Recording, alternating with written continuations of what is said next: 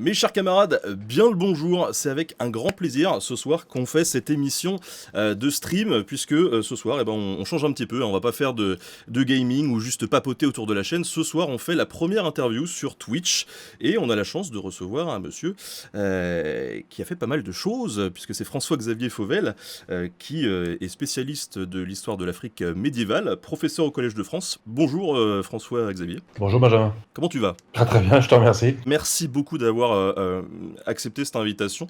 C'est pas tous les jours qu'on arrive à avoir un prof au Collège de France sur Twitch. Je pense peut-être même que c'est une première, je sais pas. Faudra que j'investigue un petit peu. Mais en tout cas, c'est super de pouvoir parler ce soir de l'histoire de l'Afrique, qui est un sujet assez vaste et pourtant très méconnu. Est-ce que tu peux nous détailler un petit peu ton parcours, hein, parce que t'as quand même pas mal bourlingué dans pas mal de pays. Ça fait longtemps que tu t'intéresses à l'Afrique. Moi j'ai commencé par faire des études de philosophie à la Sorbonne, puis j'ai fait un master.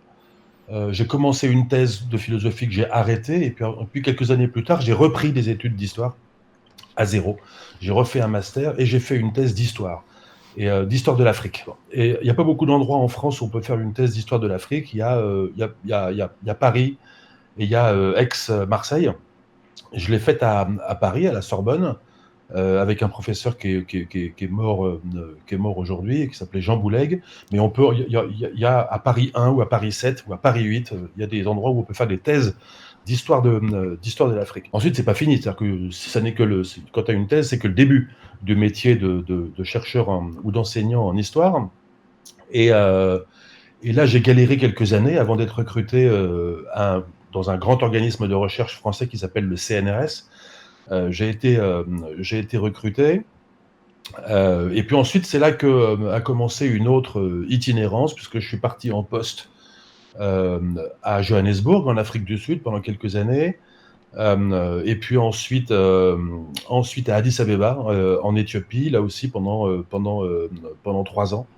Et de fil en aiguille, bah voilà, j'ai connu comme ça un parcours dans différents pays africains et dans différentes spécialités. Et alors, d'ailleurs, tu as aussi fait un petit tour donc, par Toulouse dans le même labo que Manon Bril. C'est une autre histoire, hein, pour ceux qui la suivent sur YouTube. On lui fait un gros coucou. Et donc, tu as été dans le même labo. Oui, enfin, c'est une très belle université, Toulouse, Toulouse-Le Mirail. C'est la deuxième plus grande ville universitaire en France après Paris. C'est une ville très très agréable.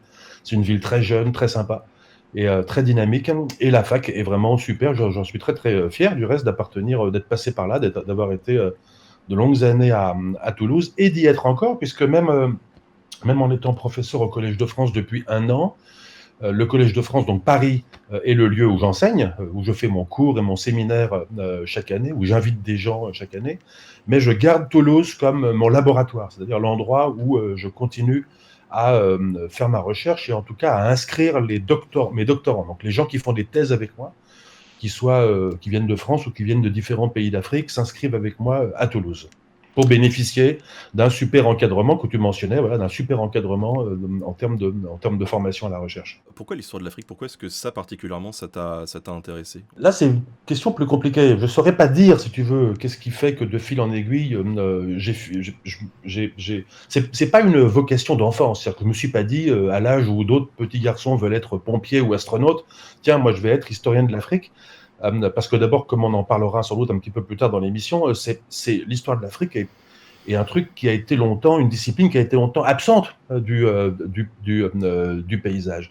Donc, c'est pas venu comme ça. C'est plutôt venu par une série d'hésitations ou de changements de pied, etc. Moi, la philosophie a fini par me fatiguer, bon, et j'ai cherché autre chose. Et puis, j'ai fait de l'histoire de l'Afrique, mais l'histoire de l'Afrique moderne, c'est-à-dire en fait, en gros, le XVIIe, XIXe siècle, que j'ai fait pendant ma thèse, a aussi fini par me fatiguer ou en tout cas me paraître insuffisant. Moi, j'étais intéressé par des choses qui se passaient un peu plus anciennement et qui étaient un petit peu plus compliquées à atteindre parce qu'il y avait moins de sources écrites ou pas du tout de sources écrites. Donc de là, je me suis intéressé et j'ai appris l'archéologie et puis ça m'a permis de remonter un petit peu plus loin dans le temps, etc. Donc c'est plutôt par une série de, de, d'erreurs, de renoncements, de chances aussi, enfin de rencontres, avec les bonnes personnes, et puis d'apprentissage, et puis de changement, et puis de contre-pied. Voilà. Donc, voilà, il y a pas de. Il y a pas de- Pour le redire, il n'y a pas de vocation, c'est pas un chemin tout tracé. Voilà. Ouais. Et ça a été vraiment une série d'accidents. Maintenant, 25 ans après, oui, la situation a complètement changé. Ben, je suis d'abord très très content, très très fier, très très très très très heureux de faire ce métier-là et puis de le faire partager à d'autres fans, aussi bien les gens là qui nous regardent et nous écoutent que des lecteurs ou des lectrices et puis les étudiants, quoi. Bon, ça, c'est quand même une erreur qui te mène aujourd'hui à être prof au Collège de France, avec la chaire Histoire et Archéologie des mondes africains. Alors, je vais pas revenir sur ta leçon inaugurale. En gros, au Collège de France, il y a une tradition qui veut qu'il y ait une leçon inaugurale qui est très importante quand même. Et toi, donc, tu as profité de cette occasion pour revenir sur les propos notamment de Nicolas Sarkozy autour de l'Afrique qui a priori n'était pas encore rentrée dans l'histoire et donc la leçon était tout à fait intéressante et justement ce soir on va pouvoir parler ensemble de ça justement. On va s'interroger sur plusieurs questions, donc dans une première partie de l'émission je vais te poser plusieurs questions. On va prendre 1 heure ensemble environ pour dérouler ce fil-là. Et puis ensuite, on aura 45 minutes de questions. Alors ces questions, elles ont été remontées sur Insta, sur Facebook, sur Twitter. Et vous, dans le chat, bien évidemment, vous pourrez aussi poser des questions, ça va de soi. Et François-Xavier tentera de répondre comme il le peut. Toi, tu es spécialiste de l'histoire de l'Afrique médiévale. Souvent, on dit que tu es un spécialiste de l'Afrique en général, mais c'est quand même très large, l'Afrique. C'est vrai que moi, en tant que... j'ai rarement vu un historien qualifié comme historien de l'Europe. Et puis, il y a l'Afrique, dans l'intitulé au Collège de France de ton poste, c'est les mondes africains au pluriel. C'est important, ça, pour toi ? Oui, ben justement parce que il n'est pas possible d'être spécialiste de toute l'Afrique, comme de la même façon que tu l'as bien dit, il n'est pas possible d'être spécialiste de toute l'Amérique ou de toute l'Europe. Ça n'a pas beaucoup de signification. Mais en fait, il faut distinguer ce dont on est spécialiste et ce qu'on est capable d'enseigner, et puis la raison pour laquelle on est là. Bon, ce dont je suis spécialiste, tu as raison, c'est l'Afrique médiévale. Ça couvre pas toute l'Afrique, ça couvre les régions pour lesquelles on dispose à la fois d'un certain nombre de sources écrites et de données archéologiques pour une période, en gros, entre le 7e et le 15e siècle. Et on y retrouve un certain nombre de processus, voilà, dont on parlera plus tard, dont j'ai parlé dans le Rhinocéros d'or. C'est ce que j'apporte comme chercheur au Collège de France. Après, il y a ce que je suis capable d'enseigner. Et un petit peu comme n'importe quel professeur d'histoire ou d'ailleurs de n'importe quoi à l'université, on n'enseigne pas que sa spécialité. D'ailleurs, on enseigne rarement sa spécialité. Il faut être capable quand même d'enseigner des choses un petit peu plus larges que ça. Et beaucoup d'historiens contemporanéistes, donc spécialistes des 2 derniers siècles, par exemple, enseignent beaucoup d'autres choses que leur spécialité, ce qu'ils ont écrit dans leur thèse. De la même façon, un historien plutôt spécialiste de l'Afrique ancienne comme moi doit être capable d'enseigner aussi des choses beaucoup plus larges que sa spécialité. Et puis il y a une troisième chose, c'est la raison pour laquelle on est là. Et si je suis au Collège de France, c'est aussi parce que enseigner l'Afrique au Collège de France, ça a une certaine signification. C'est-à-dire que je peux pas. Ça aurait été un étrange signal que d'arriver comme professeur au Collège de France strictement comme spécialiste des relations à travers le Sahara entre le 8e et le 14e siècle. Parce qu'il y a un enjeu qui est précisément que l'Afrique dans la société apparaît très souvent comme l'espèce d'angle mort, c'est-à-dire l'espèce d'endroit où le dernier endroit sur Terre où il n'y aurait pas d'histoire. Bon. Et parce que l'histoire de l'Afrique n'était jamais rentrée au Collège de France. Parce qu'il y a beaucoup d'universités sur Terre aujourd'hui, une très très grande majorité d'universités sur Terre aujourd'hui où il y a pas, on n'enseigne pas l'histoire de l'Afrique. Donc j'ai tenu, moi, à ce que l'intitulé de ma chaire, la chaire, ça veut dire un poste. Bon, l'intitulé de ma chaire couvre toute l'Afrique. Bon. Ce qui me permettait d'enseigner ma spécialité, de déborder un petit peu parfois de ma spécialité, mais ce qui me permettait aussi d'inviter à l'avenir, dans les 20 prochaines années, d'inviter un petit peu qui je voulais sur plein de domaines sur lesquels je ne suis pas spécialiste. Voilà. Et je veux me servir de ma chaire au Collège de France pour ça, c'est-à-dire pour enseigner ce que je sais faire, consacrer mon cours à ce que je sais faire de mieux et consacrer mon séminaire, les invitations, à tout ce que je ne sais pas faire. Et c'est-à-dire à inviter des collègues euh, africains ou des collègues européens ou des collègues américains, enfin des collègues de n'importe où, capables de venir parler de choses dont moi je ne suis pas capable de parler. Pourquoi justement tu penses que cette histoire-là, elle est tant méconnue? Pourquoi on s'y est pas intéressé avant? Pourquoi ça arrive que maintenant? C'est génial que tu aies eu cette chaire-là, mais pourquoi maintenant, en fait? Non, mais ça, c'est une très bonne question, et c'est une très bonne question d'historien. C'est-à-dire que il suffit pas de se scandaliser du fait qu'on parle pas beaucoup d'histoire de l'Afrique. C'est une question historique. Pourquoi est-ce que beaucoup de gens sont dubitatifs devant l'existence d'une histoire de l'Afrique? Ça m'est arrivé parfois de faire des conférences, et puis à la fin d'une conférence, donc qui dure 1 heure, avec, je présente des slides avec des photos, je montre des documents, je montre des archives, je montre des sites archéologiques, des objets, etc. Et à la fin, un monsieur vient me voir et me dit enfin, quand même, vous êtes sûr qu'il y a vraiment une histoire au Mali? Et cette question m'a décontenancé, parce que je ne suis pas sûr qu'on aille voir un historien de l'Europe médiévale ou une historienne des États-Unis du 19e siècle, et qu'on aille à la fin mettre en doute l'existence même de leur sujet. Ah, c'est fou. Et, et ça arrive sur l'histoire de l'Afrique, ça arrive. C'est-à-dire qu'il y a des gens qui doutent. Et, euh, et c'est pour ça, tu disais, j'en ai parlé dans ma leçon inaugurale. Oui, je voulais en parler parce que cette question elle est centrale. Et le fait qu'un ancien président de la République en France ait pu faire un discours public, le faire en plus à Dakar, donc dans un pays africain, en martelant le fait que bon, bah, c'est bien dommage les petits gars, mais maintenant vous n'avez pas d'histoire, vous n'en avez jamais eu, vous n'avez pas été capable de rentrer dans l'histoire, maintenant il va falloir vous secouer un petit peu, je suis votre ami, et vous allez enfin pouvoir rentrer dans l'histoire. C'était ça le discours de Sarkozy, tout le monde peut l'écouter sur YouTube. Le fait que ce soit Sarkozy, etc., est finalement assez anecdotique. Ce qui m'a intéressé, c'est que ce discours il soit audible, c'est-à-dire que ce discours, plein de gens le répercutent tous les jours. Et plein de gens disent ça, plein de gens pensent ça, c'est qu'il n'y a pas d'histoire en Afrique, et que les sociétés sont comme ça, n'évoluent pas, sont bloquées, quoi. Bon, sont bloquées, un petit peu comme un objet africain est bloqué dans une vitrine dans un musée, que les ethnies sont bloquées dans une espèce d'immobilité comme ça depuis des millénaires.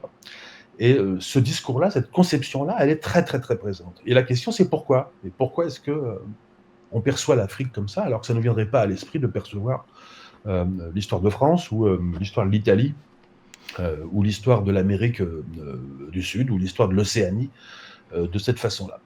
Et à cette question-là, il n'y a pas de réponse facile, si ce n'est celle que je propose après d'autres, mais qui est que ce déni, cette négation, si tu veux, ce déni de l'histoire de l'Afrique, il a quelque chose à voir avec, avec la traite des esclaves. C'est-à-dire que ce déni, c'est un discours, c'est une idéologie qui se construit pendant les longs siècles de la traite occidentale, de la traite européenne des esclaves africains, capturés, achetés en Afrique et transportés de l'autre côté de l'Atlantique. C'est un discours qui se fabrique en même temps pour accompagner l'horreur de la traite et de l'esclavage et pour les justifier en quelque sorte. Et alors même que nos sociétés aujourd'hui sont des sociétés post-esclavage, il n'y a plus de plantation, il n'y a pas d'esclaves, et bien le discours qui a accompagné la traite des esclaves continue à exercer de façon comme ça, un petit peu souterraine, dans nos sociétés, et en particulier par cette forme de déni de l'histoire des sociétés africaines. Qu'on soit historien ou archéologue, finalement, plus qu'un... Il y a un rôle de chercheur, de savant, mais il y a un sens politique quand même dans le métier d'historien. Ah oui, oui, de toute façon. Et alors, je sais que toi, tu en es très conscient, parce que précisément, si tu veux, le fait même de véhiculer de l'histoire comme tu le fais à travers une chaîne YouTube, c'est précisément une action. dans la cité. C'est ça que, si on prend le terme politique à la base, dans la cité, c'est-à-dire auprès de nos concitoyens. Bon. Et c'est très politique, mais de toute façon, être historien, c'est un métier très politique. C'est-à-dire que pourquoi ? Parce que c'est un métier qui s'exerce aujourd'hui. On a affaire, toutes les sources qu'on utilise, qu'il s'agisse d'archives, sont des archives qui sont disponibles aujourd'hui dans des centres d'archives dont on nous autorise ou dont on nous autorise pas l'accès pour des raisons politiques.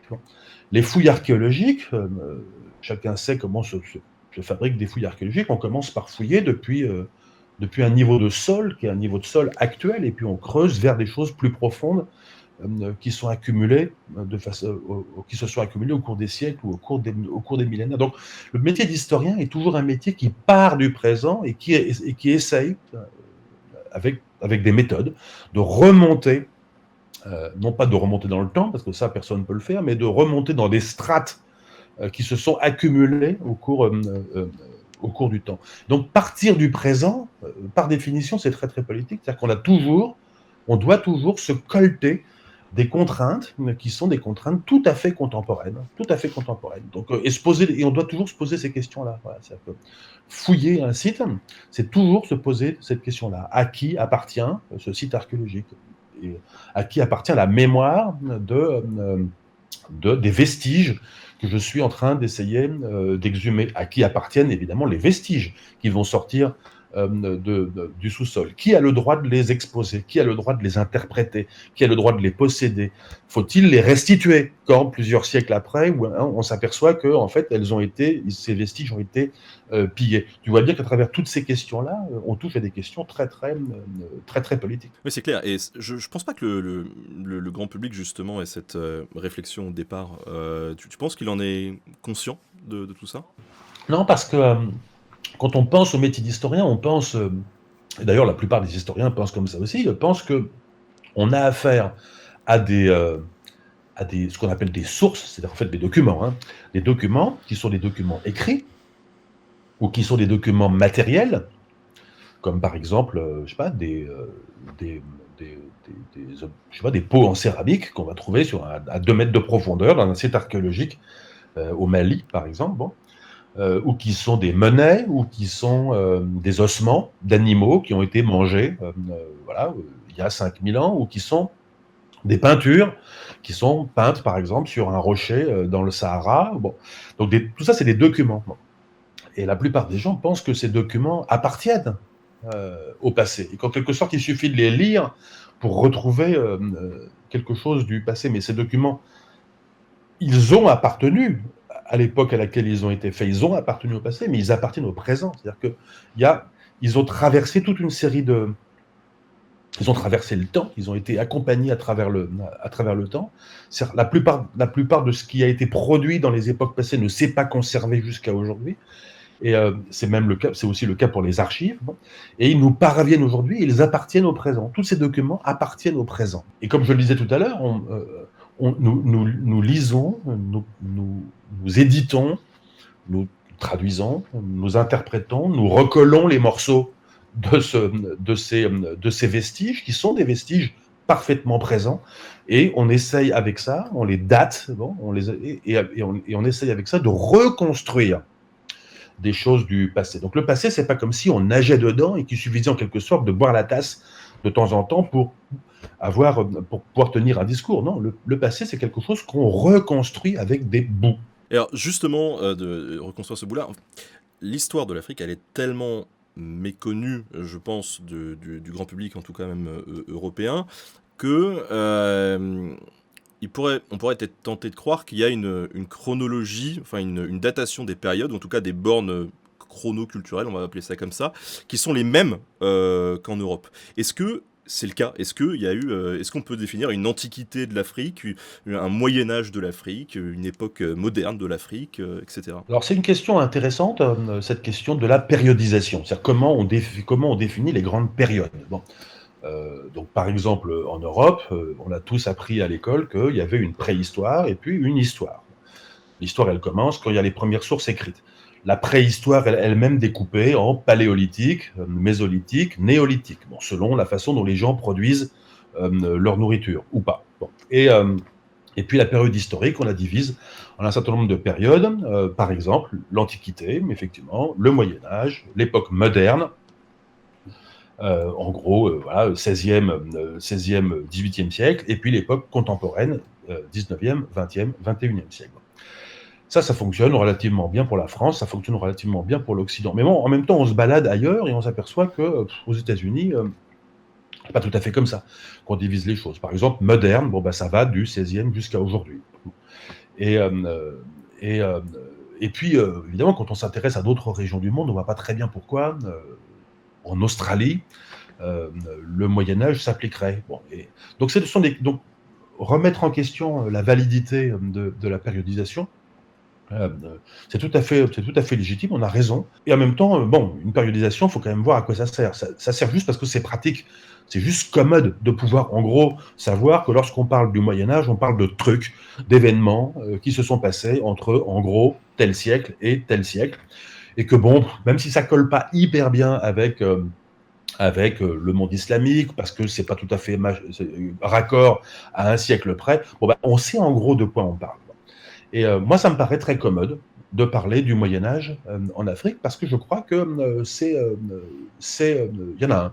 Je crois qu'il y en a un et que c'est intéressant de dire que des sociétés africaines ont été, pendant un certain nombre de siècles, 7 ou 8 siècles, en gros entre le 7e et le 15e siècle, ont été des interlocuteurs, des interlocutrices en l'occurrence, des sociétés interlocutrices du reste du monde, des sociétés islamiques, d'autres sociétés chrétiennes, des sociétés autour de la Méditerranée, des sociétés chrétiennes latines d'Europe, etc. Ou la société chinoise, etc. Donc les sociétés africaines ont été complètement de plein pied dans cette conversation globale qui s'appelle le Moyen-Âge. Et de ce point de vue-là, il n'y a pas de raison de vouloir confisquer et garder pour nous, si je peux dire, le terme Moyen-Âge.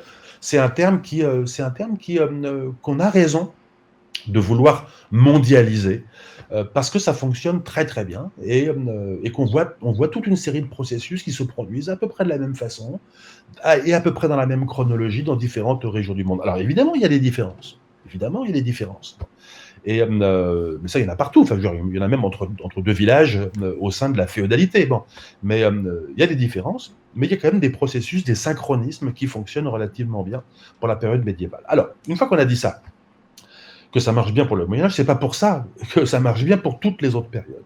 Et en particulier, là où tu as raison, c'est que on voit on est habitué aussi, lorsqu'on pense à la préhistoire européenne, à penser à un certain nombre d'épisodes historiques qui se succèdent dans un certain ordre. Bon.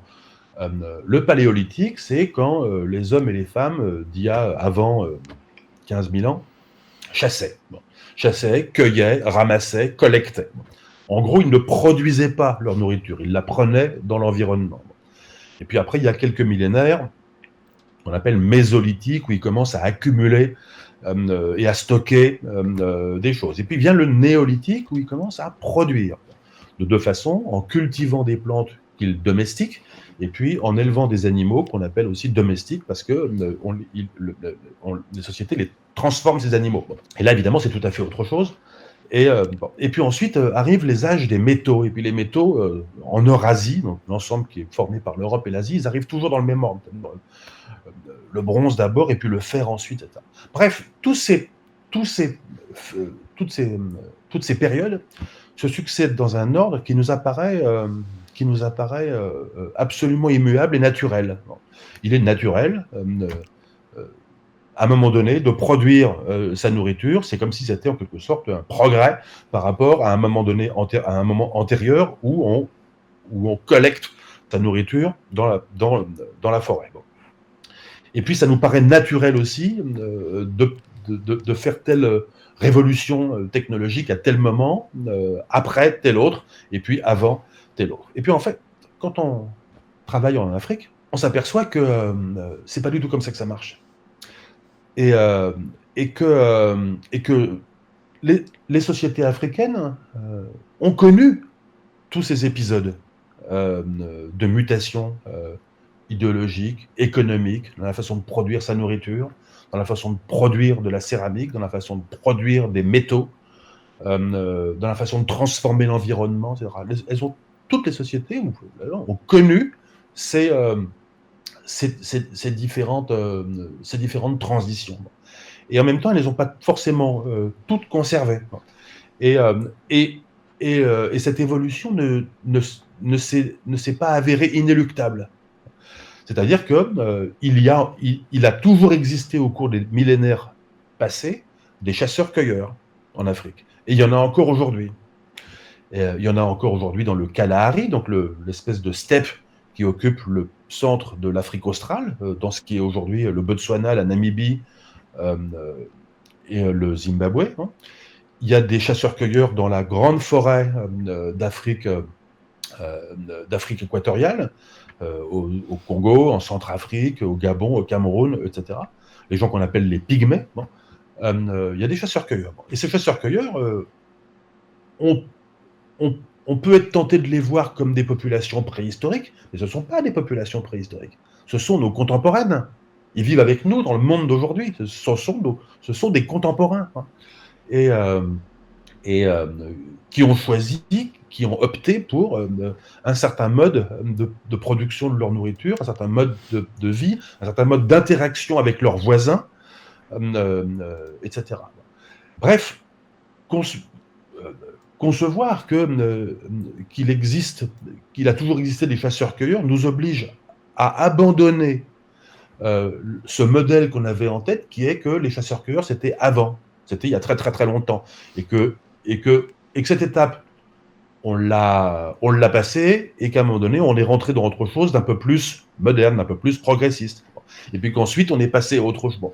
Et les sociétés, l'histoire des sociétés africaines, la préhistoire et l'histoire des sociétés africaines nous apprend à complètement dérouter ça. C'est-à-dire comme aussi bien pour ce qui est de la transition entre le paléolithique et puis le néolithique, qu'en ce qui concerne la production de céramique, qu'en ce qui concerne l'adoption de tel ou tel mode de production de sa nourriture, telle ou telle technologie de fabrication de céramique ou d'architecture ou de métaux, etc. Certaines sociétés l'ont adopté, leurs voisines ne l'ont pas fait, et certaines ont opté pour certaines transitions techniques ou politiques, etc., puis sont revenus en arrière. Enfin, bref, il y a un jeu beaucoup plus complexe de circulation et de cohabitation de la très très grande variété de ce que peuvent faire des sociétés humaines en Afrique, qui continuent à cohabiter. Bon. Et, et, et ça, c'est intéressant parce que c'est le contraire d'une idéologie évolutionniste. C'est-à-dire on a envie de penser que les chasseurs-cueilleurs, c'est le passé, et que par conséquent, s'il en reste aujourd'hui, ce sont des reliques. Ben non. Non, les chasseurs-cueilleurs, c'est pas forcément le passé, ça peut être aussi parfaitement contemporain à nous, et c'est pas des reliques, ce sont nos voisins, ce sont nos contemporains. Mais Donc ça, c'est une très grande, je trouve que c'est une leçon.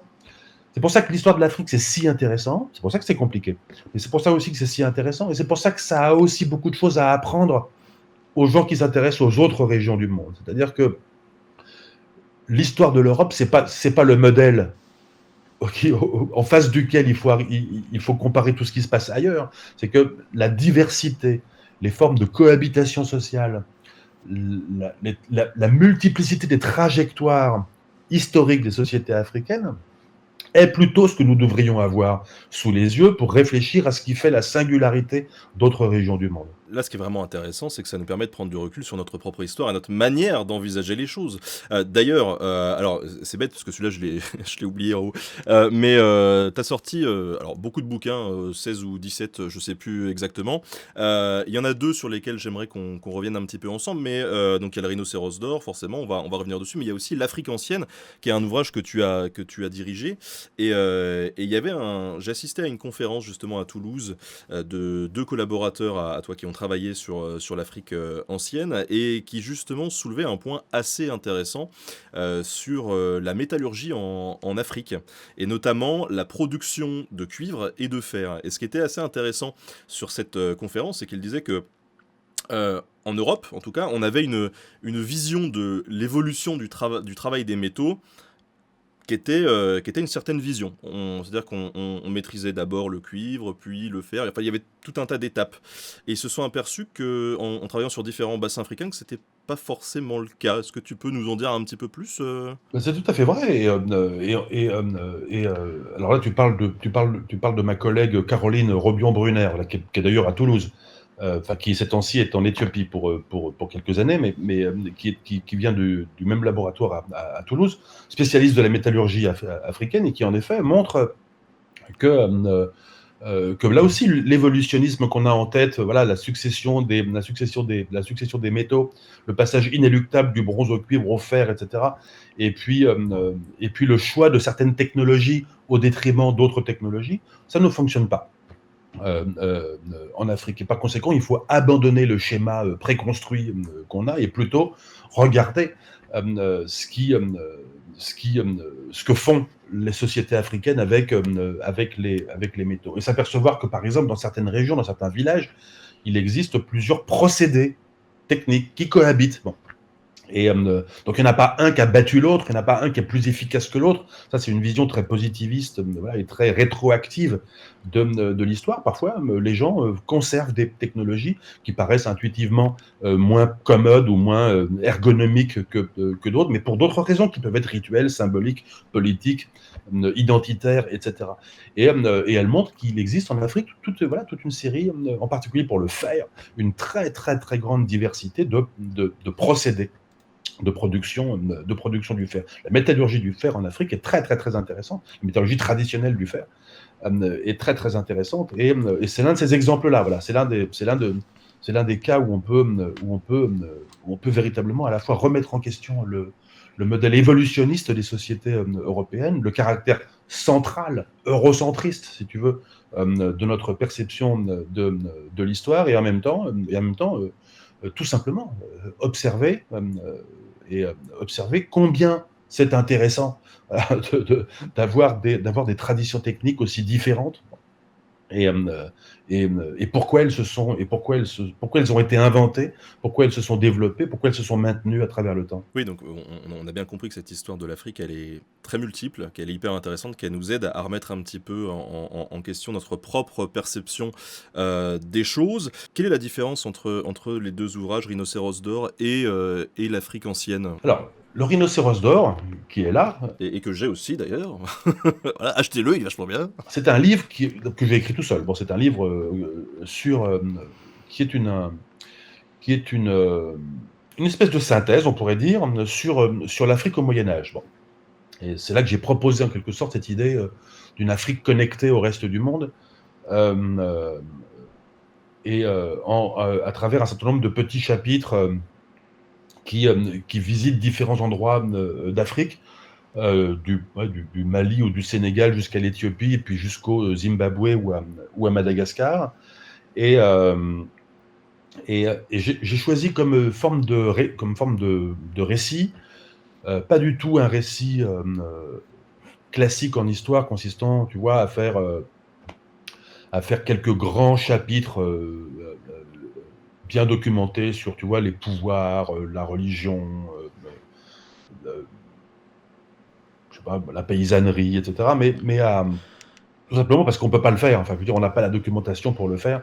On n'a pas la documentation suffisante pour pasticher en Afrique le livre qu'on ferait sur l'histoire de l'Europe médiévale. Alors j'ai choisi une autre narration qui était de prendre des documents. Voilà, je voulais montrer aux lectrices et aux lecteurs que c'est très concret, quoi, l'histoire. C'est-à-dire qu'on part d'un document et puis qui est arrivé jusqu'à nous, qui peut être un écrit arabe ou dans une autre langue, qui peut être un monument qui s'est retrouvé complètement recouvert comme ça pour des raisons X ou Y, ou qui peut être un trésor de monnaie, ou qui peut être enfin n'importe quoi, bref, ou même un petit rhinocéros en or. Bon. et qu'à partir de ça, on peut essayer de reconstituer quelque chose. Bon, de reconstituer à partir de fragments divers, de reconstituer euh, quelques décennies de l'histoire d'un royaume euh, qui se trouverait, par exemple, dans le sud de la Mauritanie, pour faire allusion, par exemple, au royaume du Ghana, le fameux royaume du Ghana au Moyen Âge, ou qu'on peut reconstituer de magnifiques épisodes qui se passent à la capitale du Mali au XIVe siècle, même si on ne sait pas où est la capitale du Mali. Mais on peut quand même reconstituer très très précisément des épisodes qui s'y passent. Tu pourrais nous parler un petit peu d'un de ces épisodes, justement, pour que les gens aient quelque chose de concret? On a plusieurs auteurs. On a trois grands auteurs arabes qui nous parlent du Mali au XIVe siècle. C'est relativement bien documenté, le Mali au XIVe siècle. On a trois grands auteurs. L'un est un chroniqueur égyptien qui s'appelle Al-Oumari, l'autre est un voyageur qui s'appelle Ibn Battuta, et l'autre est un très très grand historien qui s'appelle Ibn Khaldoun. Bon, et les trois se sont intéressés au Mali sous des angles différents, euh, en nous racontant différentes choses. Par exemple, les cérémonies. Bon. Ibn Battuta nous dit même avoir assisté à un ensemble de cérémonies qui se passent à la capitale du Mali, des cérémonies qui se passent à la mosquée et des cérémonies qui se passent après celles de la mosquée, qui se passent en plein air, où on fait sortir les masques et où on voit bien qu'il se passe tout à fait autre chose que ce qui s'est passé 2 heures avant à la mosquée. Bon, ce sont des incantations aux ancêtres, aux esprits, etc. Bon. Et donc le récit d'Ibn Battuta nous permet d'avoir accès à quelque chose qui est cette espèce de caractère double de la religion du roi au Mali au XIVe siècle. Donc, il y a des choses qui se passent à la mosquée le vendredi, et puis certains jours, ce roi musulman 2 heures avant devient aussi le roi du reste de la société qui n'est pas musulmane. Et là, on fait sortir les ancêtres, on fait parler les griots et on parade les masques. Donc là, il y a quelque chose qui est très très intéressant, qui nous permet de saisir quelque chose de tout à fait singulier qui se passe entre le palais, la mosquée et la place devant le palais, qui s'appelle le mashwar, qui est un terme arabe qu'emploie Ibn Battuta, et on voit les lieux, c'est-à-dire qu'on voit les choses très précisément, on sait exactement comment ça se passe, qui va de où à où, habillé comment, en portant un parasol de telle matière, telle couleur, etc. Voilà, on revit, on est capable de revoir la scène. Et en même temps, on ne sait pas du tout où ça se passe. On n'est pas capable de localiser la capitale du Mali. Donc, c'est une bonne illustration du caractère totalement fragmentaire de notre connaissance de l'histoire africaine. On ne peut pas imaginer une capitale européenne du XIVe siècle qu'on ne sache pas localiser. Bon. Et pourtant, c'est ce qui se passe. Voilà. Donc, voilà. Donc, c'est le genre d'épisode que j'évoque dans le Rhinocéros d'or. Et, voilà, c'est-à-dire que j'y ai mis dans ce livre ce que je sais faire, c'est-à-dire reconstituer des épisodes, mais montrer aussi les limites de ces reconstitutions-là et montrer les limites, là où voilà, ce qu'on n'est pas capable de dire aussi. Dans l'Afrique ancienne, l'autre livre que tu parlais, là, c'est carrément un pavé beaucoup plus important. Et là, j'y ai mis plein de choses que je ne savais pas faire. C'est-à-dire que j'ai d'ailleurs justement invité plein de collègues. Donc il y a dedans une vingtaine peut-être plus, une vingtaine ou une trentaine de contributeurs et de contributrices qui ont chacun rédigé des chapitres très très épais qui soient des synthèses sur des régions. Donc voilà, donc la Nubie, c'est au sud de l'Égypte actuelle, le long de la vallée du Nil. La Nubie, dans le nord du Soudan actuel. La Nubie, chrétienne d'abord et puis musulmane ensuite. Ou alors un chapitre sur l'Éthiopie. Ou alors un chapitre sur la forêt équatoriale depuis 2000 ans.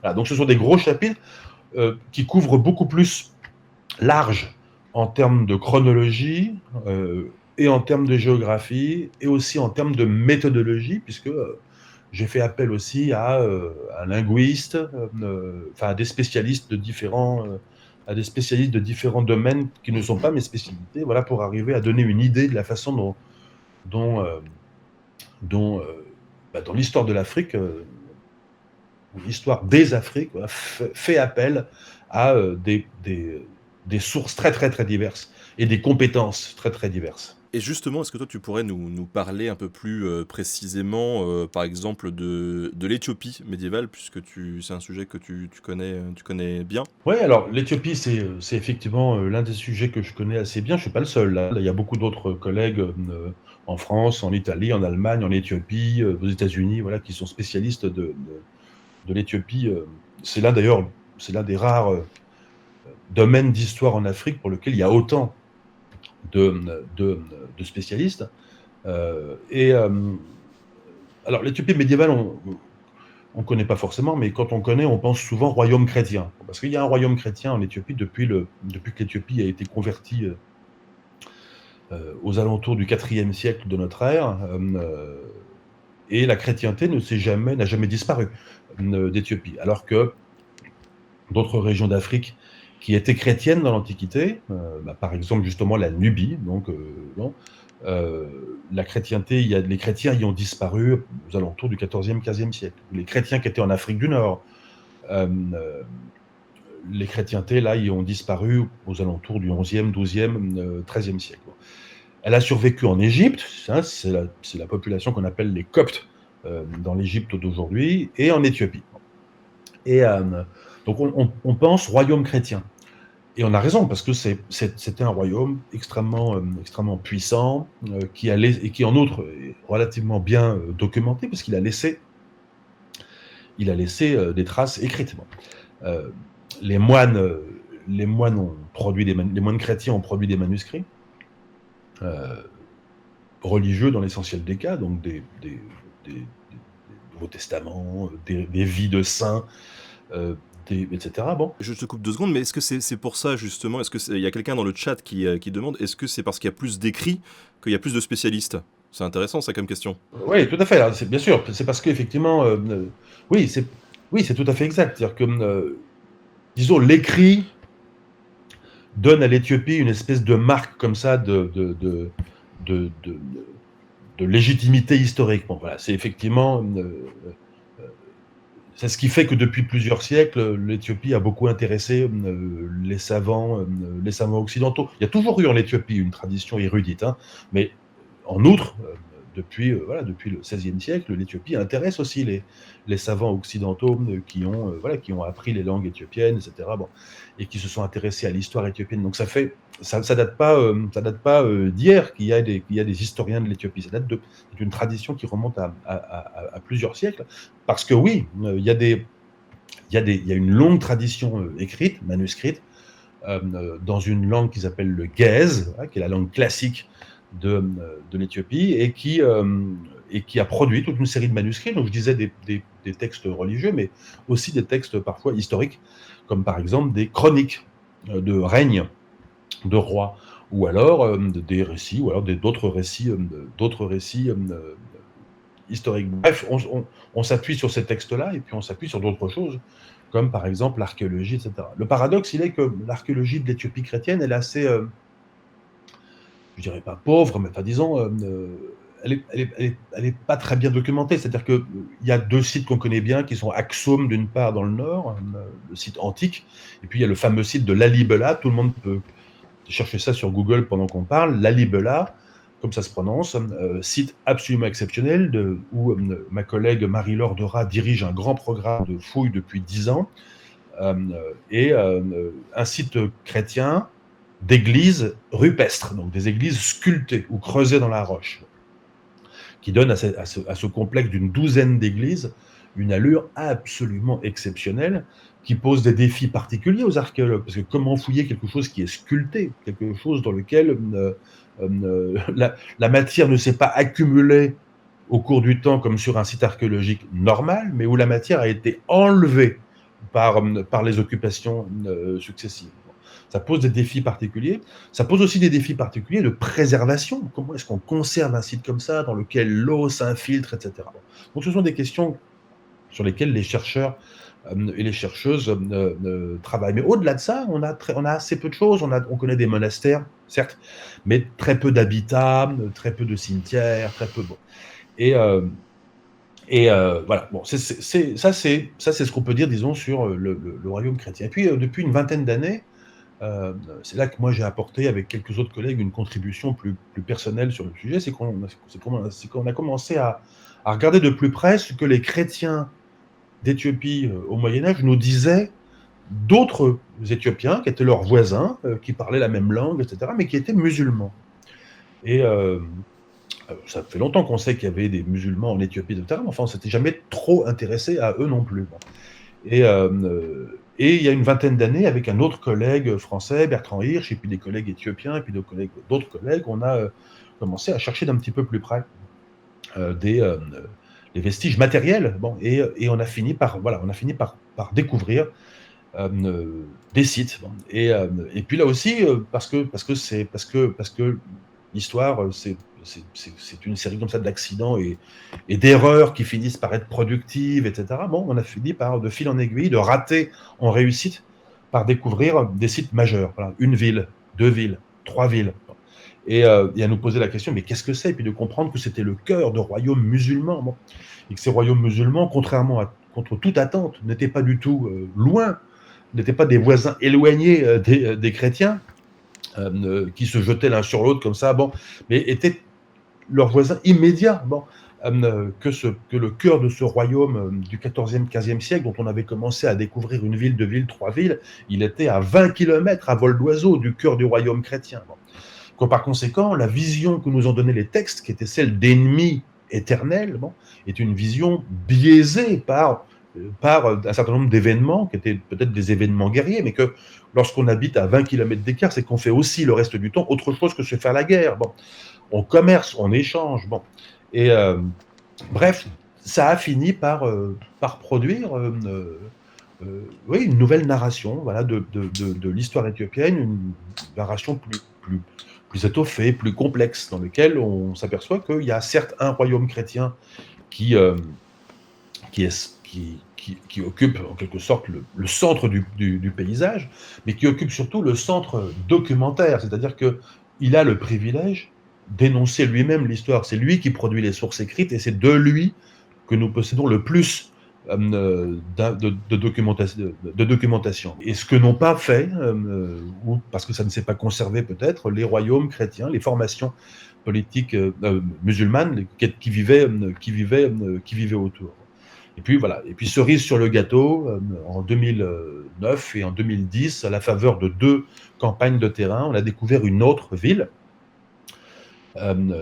tout à fait spectaculaire, qui s'appelle Ifat, et qui s'avère être la capitale de ce royaume musulman du 14e, 15e siècle. Voilà, donc c'est comme ça que en posant des questions, en reposant des questions, en relisant des textes déjà lus des milliers de fois, en essayant d'aller vérifier des choses sur le terrain, en usant ses chaussures sur le terrain, en allant dans la mauvaise région pendant longtemps, mais en trouvant quand même des choses dans la mauvaise région. Et puis, parce que y en a marre d'aller dans la mauvaise région, on va dans une autre région en se disant, bon, pourquoi pas? Et là, on finit par trouver une ville, et on se dit le soir, waouh, génial, ben voilà, on l'a, la capitale de l'Ifat. Mais comme on en trouve une deuxième 2 jours plus tard, bah, fatalement, on ne sait plus si ce qu'on a trouvé l'avant-veille, ça peut être une capitale ou pas, ou si c'est pas la deuxième qui est la capitale. Et puis finalement, c'est seulement quand, 1 an ou 2 ans plus tard, on trouve une ville dans laquelle il y a aussi des tombes de sultans, donc des souverains musulmans, avec leur nom sur le bord de la tombe. C'est là qu'on comprend qu'on a vraiment la capitale de ce royaume musulman. Donc bref, voilà, ce sont une série de... J'insiste beaucoup sur ça parce que la découverte, c'est pas comme dans la découverte archéologique ou la découverte historique, c'est pas comme dans Indiana Jones. C'est-à-dire que voilà, c'est du travail. Ça me fait plaisir que tu dis ça. Voilà, c'est beaucoup de travail, c'est beaucoup de ratés, c'est beaucoup de collectif aussi. C'est-à-dire que on part pas tout seul avec un chapeau et un lasso. Voilà, bon, ça évidemment, bon, tout le monde le sait, mais on travaille beaucoup et surtout on part à plusieurs. Voilà, et on part voilà, parce que Pourquoi on part à plusieurs? Parce qu'on a besoin, non pas parce que c'est plus sympa, ce qui est le cas, mais aussi parce que tout seul, on n'a pas les compétences suffisantes. C'est-à-dire que dans une équipe de 5 ou 10 ou 15 personnes, il va y avoir des gens qui vont être capables de lire un manuscrit Gèze, si on en trouve un dans un monastère. Euh, euh, et il va y avoir des gens qui vont être capables aussi de repérer une nappe de céramique sur le sol sur laquelle des gens ont marché 20 fois avant sans la voir.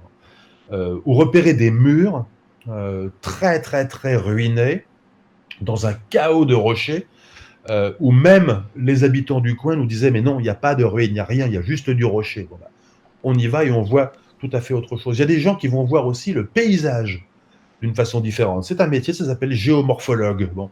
Et ils vont comprendre que ce paysage a été très très différent il y a quelques siècles en arrière. Voilà. Parce que on y voit des terrasses, et ces terrasses, même si elles sont aujourd'hui entièrement recouvertes de végétation arbustive, de la savane à épineux, bon, bah, eux ou elles, les géomorphologues, ils voient autre chose. Mais on peut avoir besoin d'autres métiers encore. On peut avoir besoin d'une archéologue métallurgiste, voilà, qui, là où vous allez voir un caillou, elle va voir une scorie. Et cette scorie, elle va pouvoir dire de quoi c'est une scorie. Une scorie, c'est un déchet de fabrication de métal. Et elle va vous dire de quoi c'est une scorie. Et accompagné de l'archéologue, on peut fouiller la structure. Ça peut être un amas de scories ou un four de production du cuivre ou du fer, et on peut le dater et comprendre que là, dans un pays, l'Éthiopie, où on ne connaît pas un seul, aujourd'hui, pas un seul site de production de métallurgie, alors qu'on sait qu'il y en a, hein, on sait qu'il y en a parce que les sources nous en parlent, les sources écrites nous en parlent, on peut parfaitement être amené à en fouiller un comme ça. Et puis euh, on peut trouver d'autres choses. Voilà, on peut trouver de la céramique, on a besoin d'un céramologue. On peut trouver, on peut trouver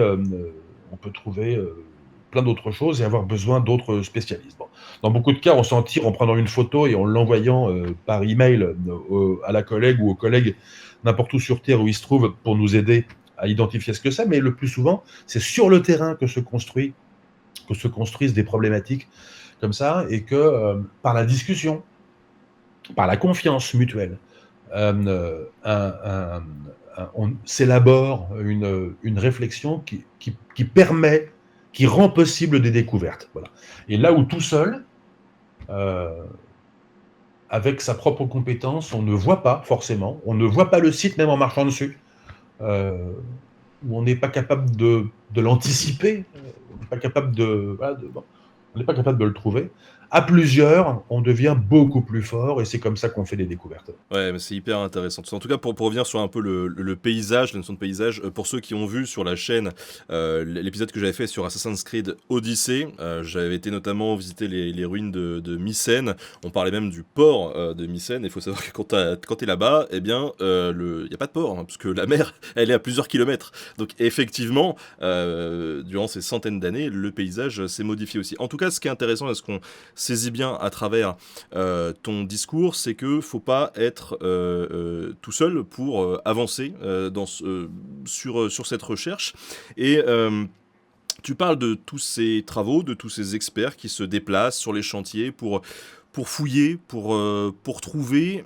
Mais moi, la question qui m'intéresse aussi derrière tout ça, c'est comment on décide d'aller faire telle ou telle fouille. Pourquoi on décide d'aller sur telle ou telle question. Pourquoi on attribue des budgets sur telle ou telle question. Parce que moi, il y a un truc qui m'a un petit peu choqué il y a quelques années, en fait, il y a 3 ans.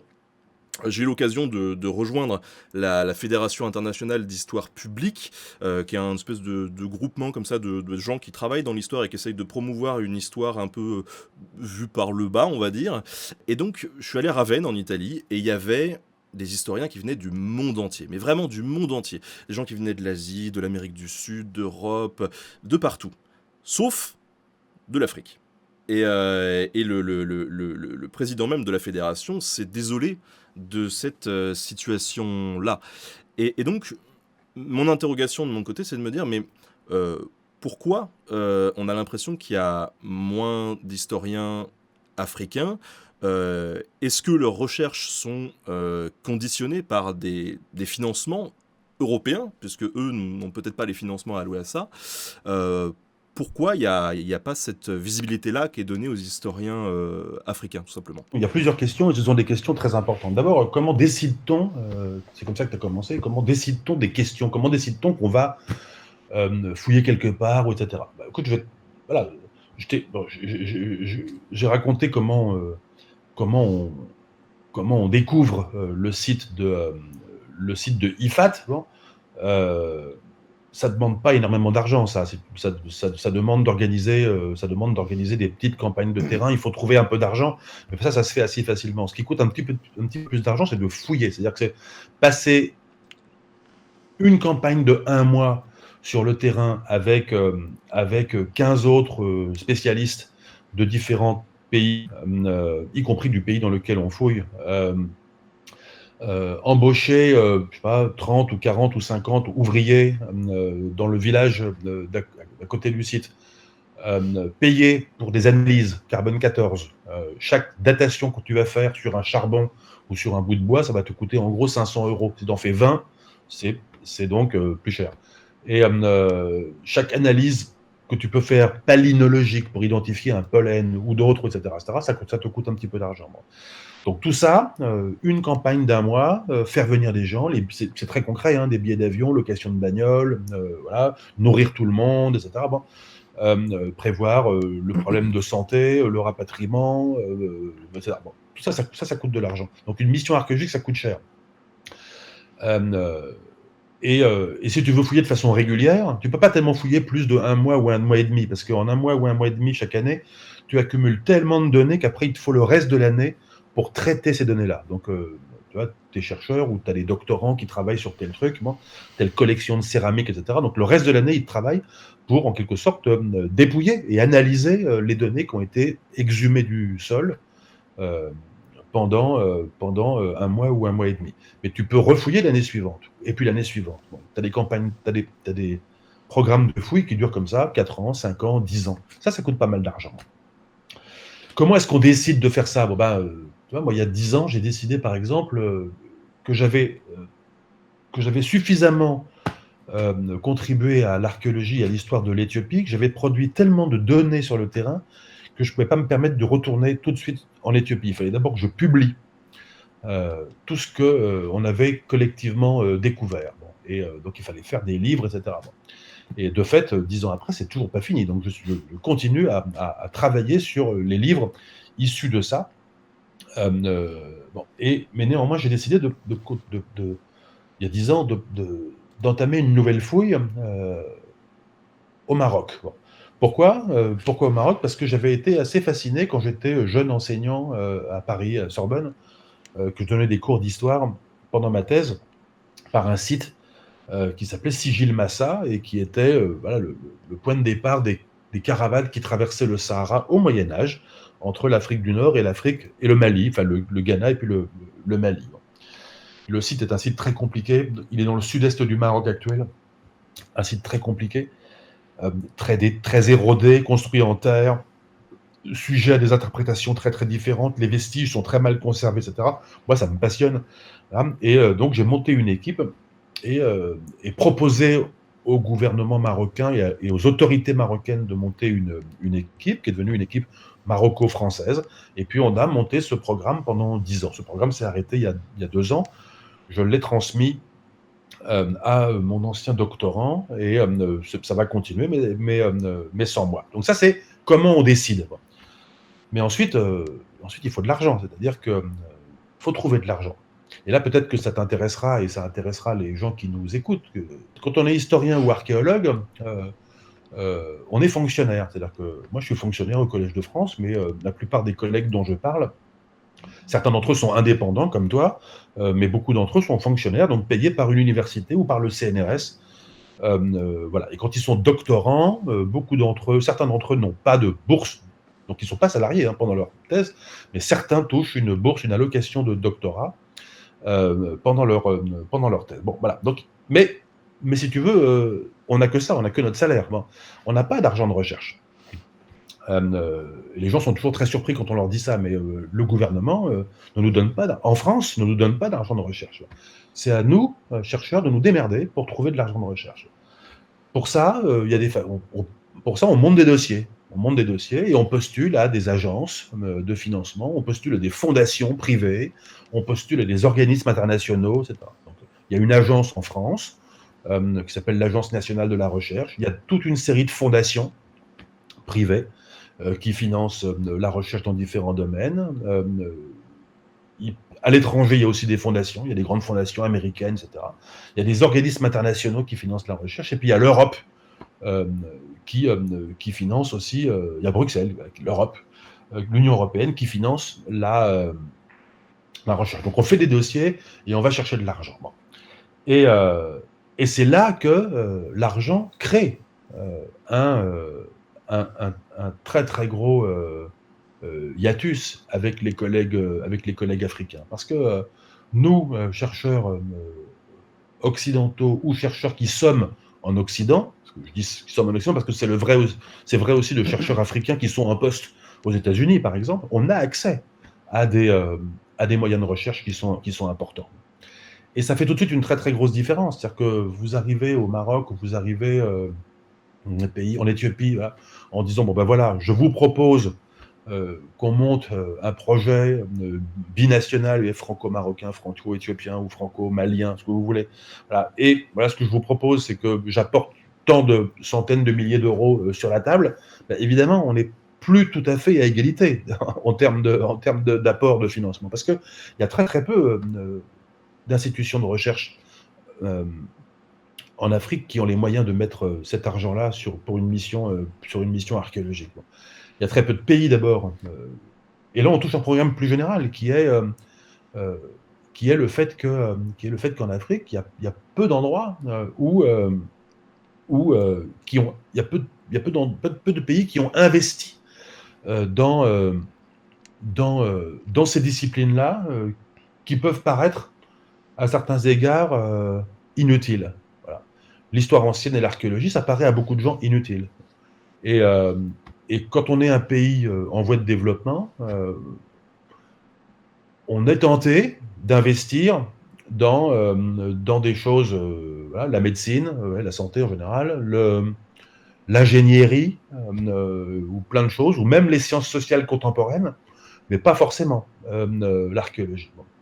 D'ailleurs, je dis ça des pays en voie de développement, mais enfin, quand des pays riches, quand le gouvernement de pays riches décide de couper des financements, c'est aussi dans ces domaines jugés inutiles qui coupent les financements en premier. Bon, bref,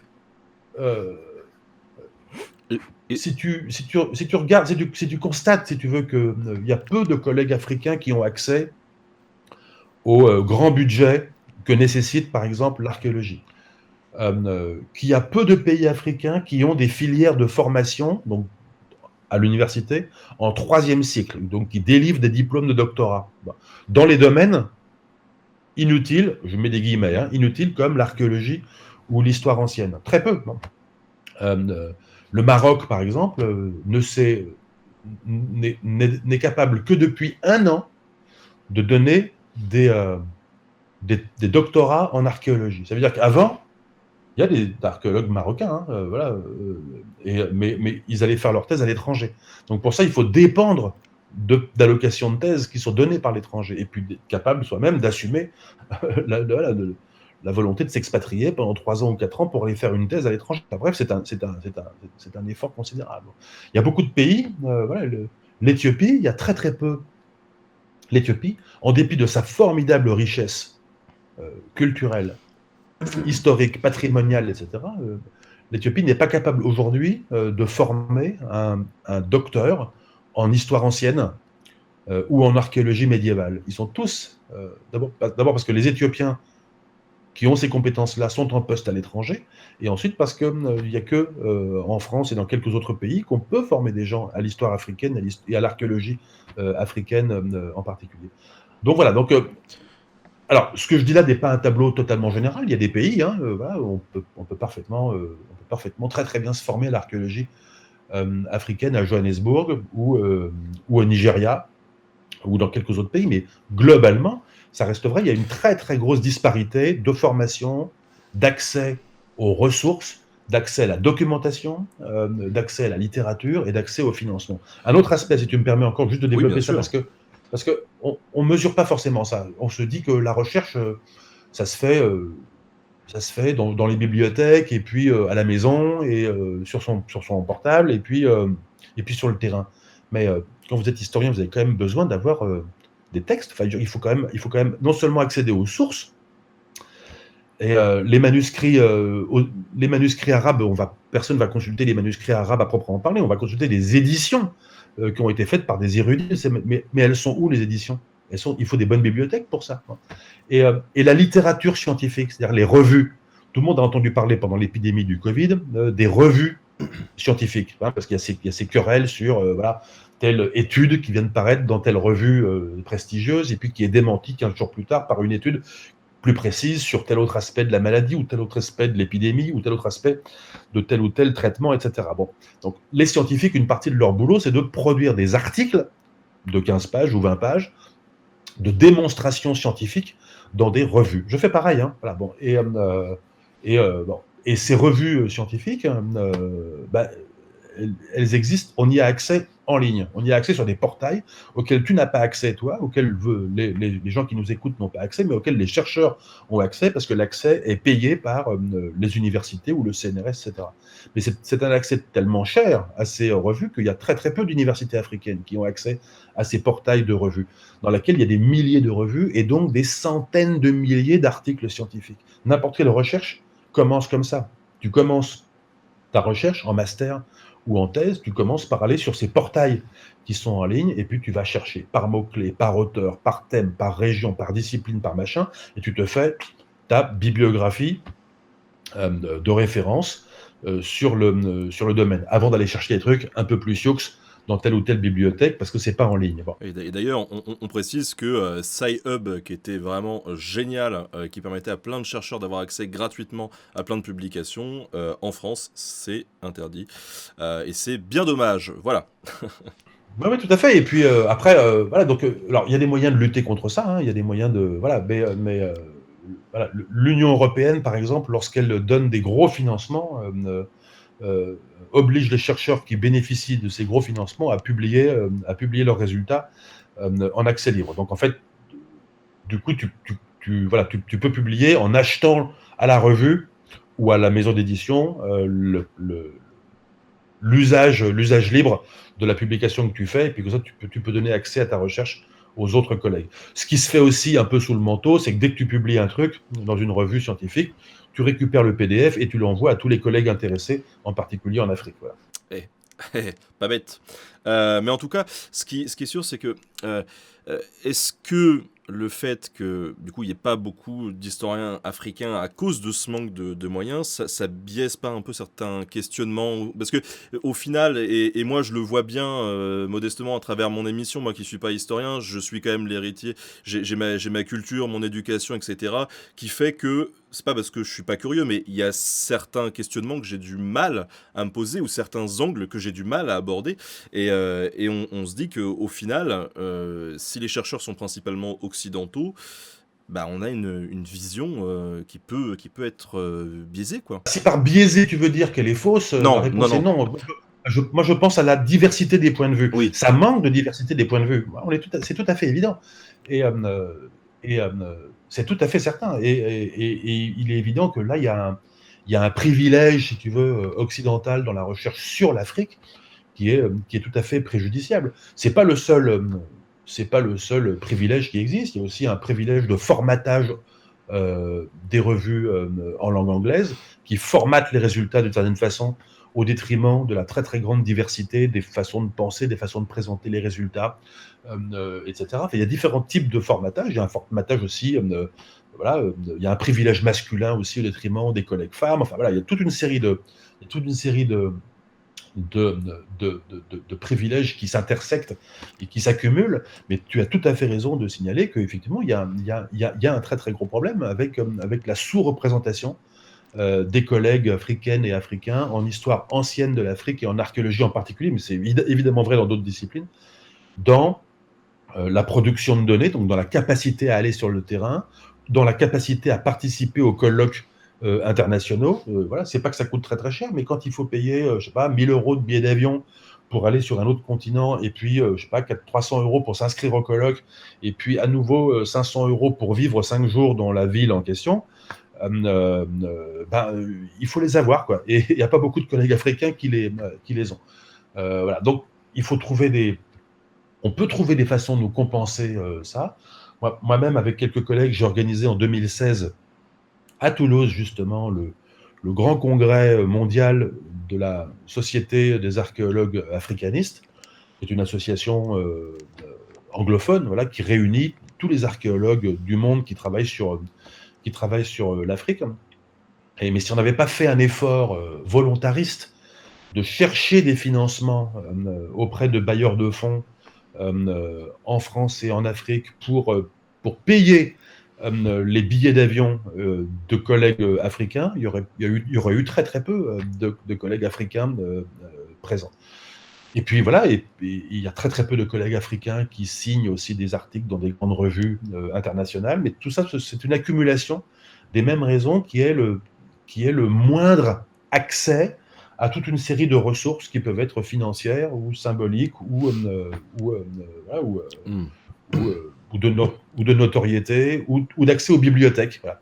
J'étais il y a moins d'un an au Mali pour parler avec des collègues maliens spécialistes du Mali médiéval. Donc on était quelques-uns autour d'une table comme ça, et à mon grand effarement, j'aurais dû le savoir, j'aurais dû m'en rendre compte avant, mais à mon grand effarement, l'un des collègues me dit à un moment donné, mais vous savez, pour étudier ma propre histoire et pour avoir accès aux sources, je vais à Paris. Voilà. Et parce que tout simplement parce que les corpus de sources arabes, par exemple, voilà. C'est pas que les manuscrits ne soient pas à Tombouctou, ils y sont, si vous voulez. C'est pas que les inscriptions arabes, elles soient pas, etc. Mais une fois que ça a été découvert il y a 100 ans, ou il y a 50 ans, ou il y a 10 ans, après, ce qui compte, c'est l'édition critique, c'est le volume dans lequel c'est publié. Bon. Et pareil pour les monographies archéologiques. Ça vous sert à rien de revoir un site archéologique quand il a été fouillé il y a 50 ans. Ce que vous voulez voir, c'est le livre qui en a été tiré. Dedans, il y a toute l'information. Bon. Mais ce livre, il faut qu'il soit accessible. S'il n'est pas dans votre bibliothèque à Bamako, il faut voyager jusqu'à Paris pour le trouver. Bon. Et donc voilà, c'est ça la réalité de la recherche dans beaucoup de pays africains. Alors tout à l'heure, tu disais qu'il y a un certain nombre de pays d'Afrique qui ne voient pas l'intérêt d'étudier effectivement cette histoire-là. Il peut y avoir un intérêt avec une tendance un peu malheureuse qui se dégage, mais on ne peut pas leur en vouloir parce qu'on fait un peu pareil aussi dans nos pays. C'est la tentation du roman national. Et il y a un courant afrocentriste qui se développe pas mal aussi en Afrique. Est-ce que tu peux nous en toucher quelques mots? Et plus précisément, c'est vrai que quand on parle de l'histoire de l'Afrique ou autre, il y a un nom qui revient souvent dans pas mal de vidéos sur YouTube notamment, qui est celui de Cheikh Anta Diop, qui est un historien et anthropologue sénégalais. Est-ce que tu peux nous dire un petit peu quelques mots à propos de lui aussi, et notamment sur la place qu'on doit lui accorder dans l'historiographie? Alors, j'ai pas tout à fait dit que les pays africains, qu'il y avait beaucoup de pays africains qui ne s'intéressaient pas à leur histoire. Non, il y a beaucoup de gouvernements. Oui, c'est pas. La nuance. Excuse-moi. C'est juste pour préciser des choses. Il y a beaucoup de gouvernements qui ont. Voilà. Et c'est quand même un réflexe totalement politique et technocratique, voilà, que de croire que quand on doit faire des économies, il faut d'abord couper les budgets dans ce qui paraît inutile. Bon. Mais ce qui paraît inutile aux gouvernants ou aux technocrates ne l'est pas. Enfin, je veux dire, c'est même essentiel. C'est une nourriture absolument essentielle. Bon. Et la culture est une nourriture absolument essentielle.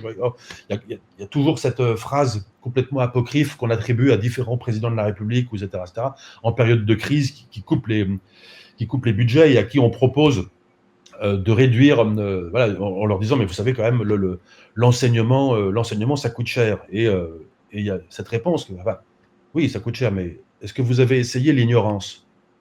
L'ignorance, ça nous coûte et ça va nous coûter beaucoup plus cher. Donc, il y a quand même un intérêt à investir dans la culture, la recherche, même de ce qui paraît à première vue, a priori, inutile à des technocrates. Après, là où tu as complètement raison, c'est que on a vu émerger et on voit encore parfois, on entend parfois encore des discours. Bon. Des discours dont certains, peuvent être qualifiés d'afrocentristes. C'est quoi, par exemple, pour donner des illustrations très concrètes? Bon. On entend parfois des discours qui nous disent que les cultures africaines descendent toutes de l'Égypte pharaonique. On entend des gens qui nous disent que les langues africaines sont toutes apparentées à l'égyptien ancien. On entend des discours qui nous disent que les Africains, alors égyptiens ou alors maliens, ont été les vrais découvreurs de l'Amérique et ont peuplé l'Amérique et sont en quelque sorte responsables de l'essor des civilisations précolombiennes. On entend des choses comme ça. Ça, on peut ranger ça sous l'appellation de discours afrocentristes. Bon. C'est-à-dire qui met en quelque sorte l'Afrique au centre de l'histoire du monde. C'est un courant qui a déjà une très longue histoire, qui a véritablement explosé dans les années 50 grâce à Cheikh Anta Diop, et puis 60, 70, 80. Ça s'est quand même un petit peu étiolé depuis, mais ça s'enracine déjà dans des discours beaucoup plus anciens, qui remontent à un siècle ou plus, et qui avaient pour objectif de contrer le discours eurocentriste, dont on a parlé au tout début de l'émission, qui existe, ce discours eurocentriste, ce discours qui consiste à voir en gros l'Europe comme, sinon au centre de l'histoire du monde, du moins comme modèle en fonction contre lequel il faudrait jauger ou étalonner toutes les autres cultures du monde. Donc, on peut comprendre ce réflexe consistant à dire, non, changeons de pied et puis mettons l'Afrique au centre et produisons un discours afrocentriste. Si ce n'est que ce discours afrocentriste, il est aussi bidon qu'est le récit eurocentriste. Et que même s'il est bien intentionné, on ne peut pas l'accepter comme chercheur ou comme personne cultivée ou qui veut lire ou qui veut authentiquement s'intéresser à une société ou à un événement ou à un moment du passé, on ne peut pas l'accepter. Et je dirais que ces discours afrocentristes, ils sont un petit peu l'équivalent de ce qu'est le déni d'histoire de l'autre côté. C'est-à-dire que d'un côté, des gens vont dire « mais non, mais en fait, l'Afrique, ça n'a pas d'histoire, c'est une aberration ». Et voilà. Et puis de l'autre côté, des gens vont dire « mais en fait, si vous vous trompez, l'Afrique a une histoire absolument glorieuse, tous les Africains sont des Égyptiens ». Et ces deux phénomènes-là, qu'il s'agisse de proclamer le vide, la vacuité de l'histoire de l'Afrique, ou qu'il s'agisse de la remplir de façon complètement artificielle avec de la mythologie, dans ces deux phénomènes-là, je les vois en fait comme deux phénomènes complètement contemporains et complètement raccord avec le problème qui est que l'histoire de l'Afrique n'est pas assez présente, n'est pas assez enseignée, n'est pas assez visible dans les manuels scolaires à l'école, n'est pas assez visible dans les universités, n'est pas assez présente dans les universités, n'est pas assez visible sur Internet, etc. Bon.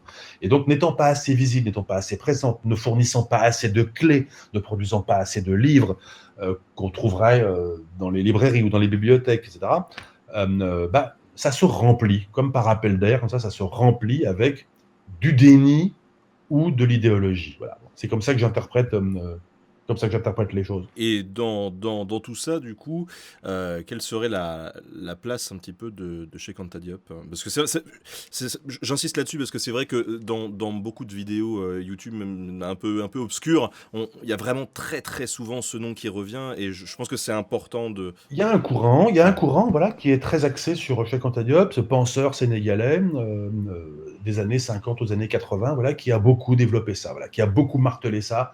Les choses que je disais au début, donc sur l'origine égyptienne de toutes les sociétés africaines.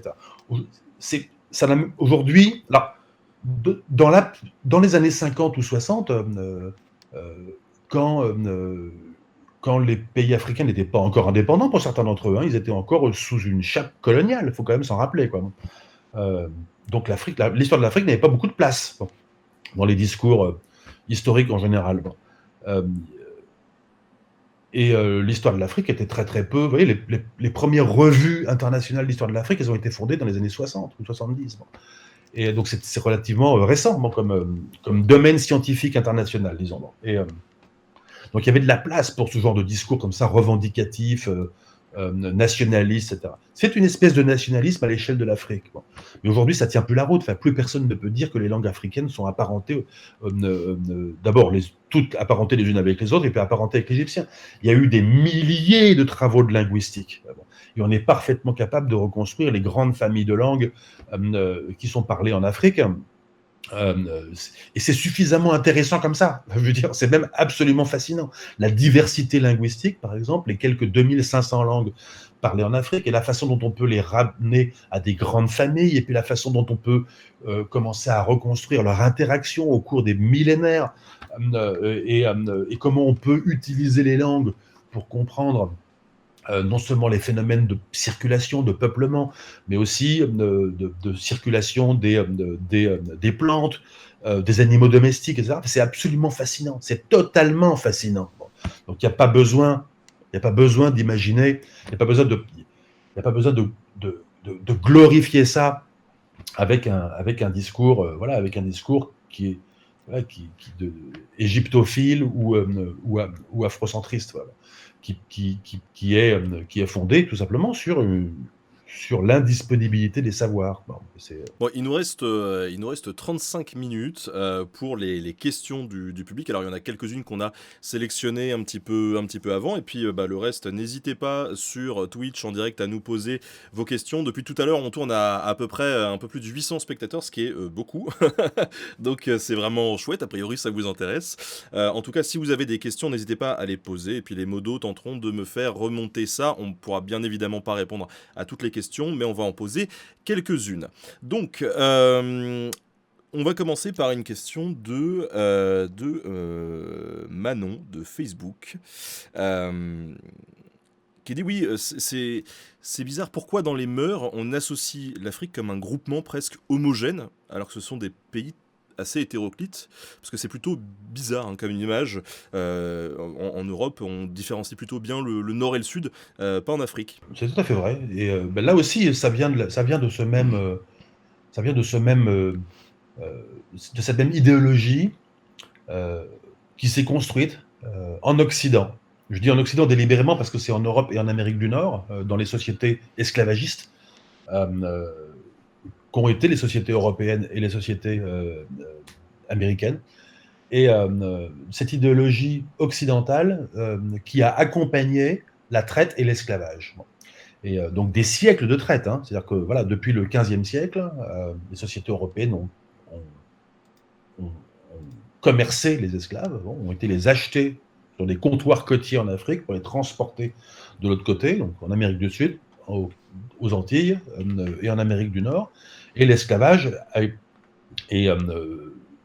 l'esclavage lui-même a été aboli relativement récemment, au milieu du 19e siècle, ou plus tard parfois. Bon. Et donc c'est une longue histoire, c'est une histoire séculaire hein, de nos sociétés, en particulier de la société française, qui a été une société esclavagiste pendant des siècles.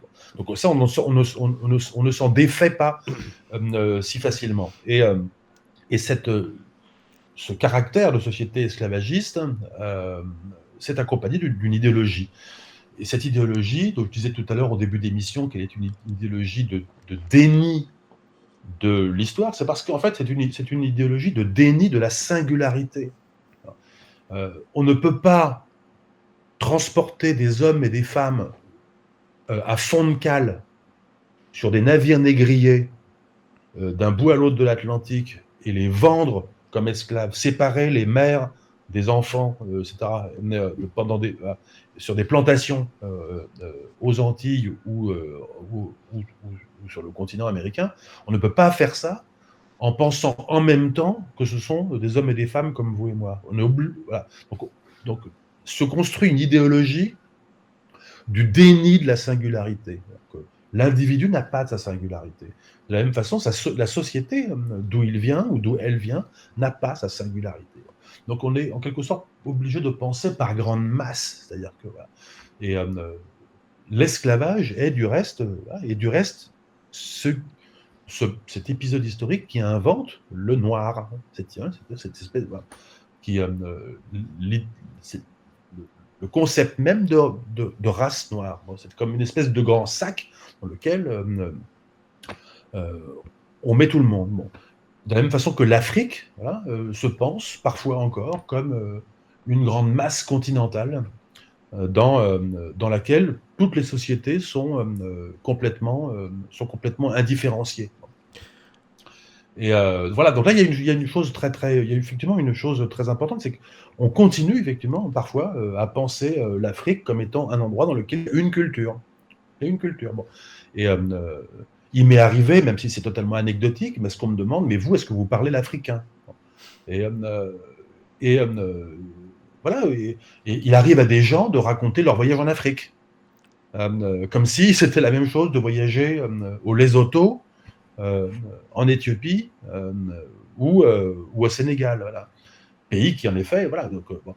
Et vous trouverez assez facilement sur Internet des cartes très sympas, des cartes comme ça où on voit des projections de l'Afrique, où on voit la masse réelle de l'Afrique sur laquelle sont projetés les contours des autres continents. Et on voit qu'en fait, en Afrique, l'Afrique, la masse continentale de l'Afrique pourrait contenir plusieurs des autres continents. C'est donc géographiquement absolument, absolument énorme, mais en outre, la diversité sociale de l'Afrique est absolument spectaculaire, pour les raisons qu'on a dites au début et au milieu d'émission, c'est-à-dire que les trajectoires historiques ne convergent pas, ne sont pas lissées, ne sont pas irréversibles, mais fabriquent de la diversité. Bon.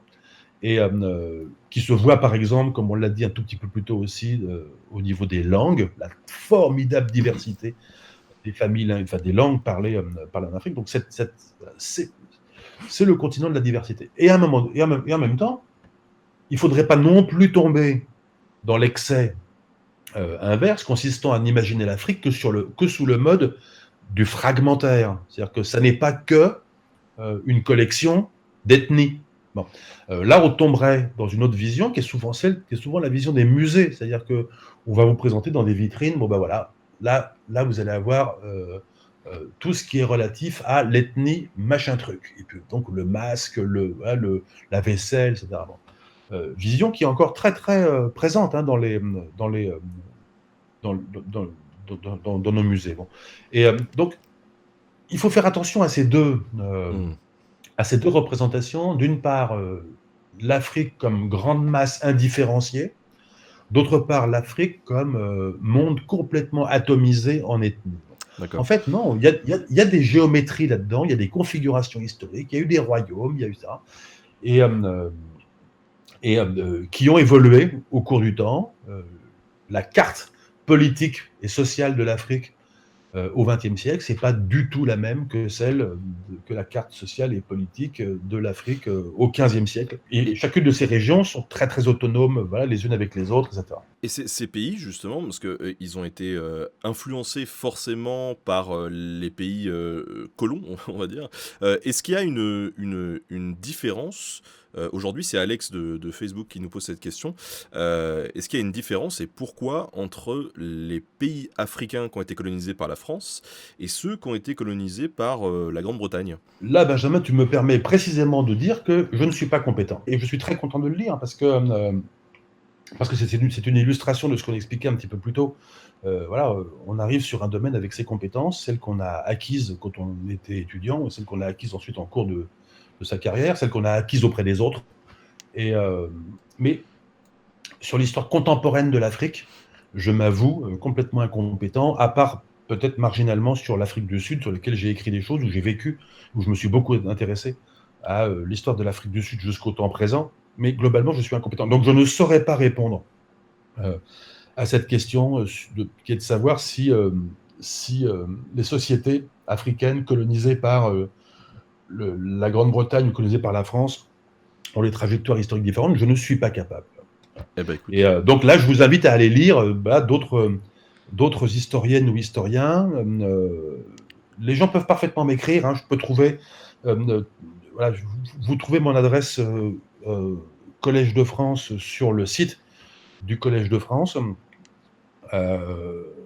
et en visitant un tout petit peu les pages relatives à mon nom et à ma chair, vous m'écrivez et je peux trouver des références. De toute façon, en tapant François-Xavier Fauvel sur Google, les premiers liens, c'est ceux du Collège de France, donc c'est pas très compliqué. Et d'ailleurs, il y a Arcadie. Je fais un peu de népotisme. Là, je vais sélectionner deux questions où c'est des gens que je connais. On a Arcadie, qui est l'illustrateur de mon bouquin que j'ai sorti en 2016, qui demande si, alors on ne demande pas une liste de 50 personnes, mais s'il y a 2-3 historiens africains qui font autorité, dans quel domaine, et si tu pouvais en citer un peu. Là aussi, il y en a plein. C'est-à-dire que plein d'historiens ou d'historiennes africains ou africaines alors, tout dépend de quelle région et de quelle période. Sur la période contemporaine, oui, il y a beaucoup d'historiens. Sur la période plus ancienne, c'est plus compliqué en raison précisément des limitations que je disais, d'accès aux ressources, aux filières de formation, etc. Néanmoins, voilà, j'ai d'excellents collègues qui travaillent, bah, par exemple en France. J'ai mon collègue Dorothée Ayanacho qui est à Marseille, spécialiste de l'Éthiopie médiévale. J'ai à côté de moi un excellent bouquin, là c'est en anglais, sur le Innocent Pikirayi, qui est à Harare au Zimbabwe. Maintenant, je crois qu'il est à Johannesburg sur ces sociétés du centre de l'Afrique australe. Voilà, donc, en gros, ce qu'on appelle Zimbabwe, la culture Zimbabwe, etc. Excellent historien et archéologue. Il y a Shadrach Chirikure et d'autres. Voilà, il y a de très très bons historiens et archéologues en Afrique australe. Je pense aussi, par exemple, parce que dans les piles de livres à côté de moi, il y a ça aussi. Je pense aussi, par exemple, là, et c'est en anglais aussi, voilà, Ousmane Oumar Khan sur les manuscrits, sur la culture manuscrite en Afrique de l'Ouest. Voilà. On pense beaucoup Tombouctou quand on pense manuscrit en Afrique. On pense beaucoup Tombouctou, et on a raison, puis il y en a beaucoup à Tombouctou, mais Tombouctou, ça n'est qu'un endroit où il y a des manuscrits. Il y a un chapelet de villes du Sahel dans lequel il y a des bibliothèques privées qui appartiennent à des familles d'érudits depuis des siècles. Et non seulement il y a cette culture de la bibliothèque, de l'accumulation de manuscrits, etc., mais il y a dans ces régions d'Afrique sahélienne, il y a toute une culture de l'écrit depuis longtemps. Voilà, c'est un livre sur ça. C'est en anglais aussi. Bon. Voilà. Donc voilà, oui, il y a beaucoup. Là aussi, on peut m'écrire, et puis selon ce qui intéresse les gens, selon si vous cherchez un livre en particulier, je peux recommander éventuellement telle ou telle historienne ou historien. J'ai une autre question qui est assez intéressante de Tom, voilà, le cadreur de l'émission sur la plupart des reportages. Salut Tom, qui pour le coup a beaucoup tourné, beaucoup travaillé aussi, notamment au Mali avec des musiciens, etc. Et qui s'intéresse à l'histoire ouest-africaine plutôt. Et qui me pose cette question. Il me dit quelle est la place des griots dans l'étude de cette histoire africaine. Est-ce qu'ils ont été consultés? Alors les griots, pour ceux qui ne savent pas, en gros c'est des gens qui font une transmission orale de ces récits historiques. Si on va taper sur Google, il résume ça à une sorte de barde. Bon, je sais pas trop, Ouais, ouais. mais voilà. Est-ce qu'ils ont été consultés dans l'étude de cette histoire, et quelle place ils ont? Oui, tout à fait. Alors d'abord, les sources orales en général sont effectivement tiennent une place importante. J'en ai pas parlé jusqu'à présent parce que étant moi-même spécialiste de l'Afrique ancienne, en général, les sources orales ne permettent pas de remonter au-delà de quelques siècles en arrière, et à coup sûr pas un millénaire en arrière. Mais oui, c'est extrêmement important. C'est-à-dire que il y a des sociétés en Afrique qui continuent de cultiver aujourd'hui des savoirs véhiculés oralement, donc qui sont récités, qui sont appris au cours de leur vie et ensuite récités par des spécialistes. Et de la même façon que pour être un clerc, donc un spécialiste de l'écrit, il y a tout un apprentissage, etc. Voilà. Bon, en Éthiopie, vous êtes moine, et c'est votre boulot que de recopier des manuscrits ou de composer des textes. De la même façon, dans beaucoup de pays, le savoir est le fait de spécialistes de l'oralité. Et là, il y a beaucoup de confusion sur ça dans le public parce que très souvent, les gens croient que c'est juste des souvenirs familiaux, bon, et que des histoires qui se racontent dans les familles françaises, etc. Bon. Mais les souvenirs qui se racontent dans les familles françaises, c'est pas des traditions orales, c'est de l'oralité, c'est intéressant, etc. Mais les traditions orales, ce sont vraiment des savoirs très très codifiés, très très organisés, qui font l'objet vraiment d'apprentissage qui durent toute une vie et et ces récits qui sont récités à l'occasion d'un certain nombre de, d'occasions politiques ou autres peuvent parfaitement être enregistrés, bon, et être étudiés, bon. Et ces griots qui sont donc ces bardes qui sont au service des rois ou des chefs de lignage ou des chefs de famille, etc., et sont détenteurs de savoirs oraux, qui peuvent être par exemple des généalogies, donc la généalogie du chef qui est devant moi. Bon, et je peux remonter sur 25 générations sa généalogie. Il est donc fils de un tel, qui lui-même était fils de un tel, qui a fait telle et telle chose. Il était fils de un tel et frère de machin, etc. etc. Bon. Et on peut remonter comme ça très très longtemps. Et, ou alors ça peut être des récits. Bon. Il y a par exemple un fameux récit qui est une épopée, qui s'appelle l'épopée de Sundiata. On peut taper ça sur Google aussi, et puis vous trouverez des choses. Il y a même des récitations qu'on peut trouver sur YouTube. L'épopée de Sundiata, c'est un très très grand récit qui raconte la fondation de l'Empire du Mali, un épisode qu'on localise au XIIIe siècle en général. Bon. Et donc là, c'est un petit peu comme les chansons de geste au Moyen-Âge en Europe, ou les sagas islandaises, par exemple. C'est d'ailleurs des récits tout à fait similaires aux sagas ou aux chansons de geste. Donc oui, et qu'est-ce qu'on fait en face de ça, en face de choses comme ça? Bon, eh ben, il y a des chercheurs qui peuvent être guinéens, ou maliens, ou américains, ou hollandais, qui vont travailler avec ces griots, les informer de leur projet. Bon. On ne débarque pas comme ça avec un magnétophone ou un téléphone portable, et on ne pose pas son téléphone sous l'arbre. Bon. On discute, bon.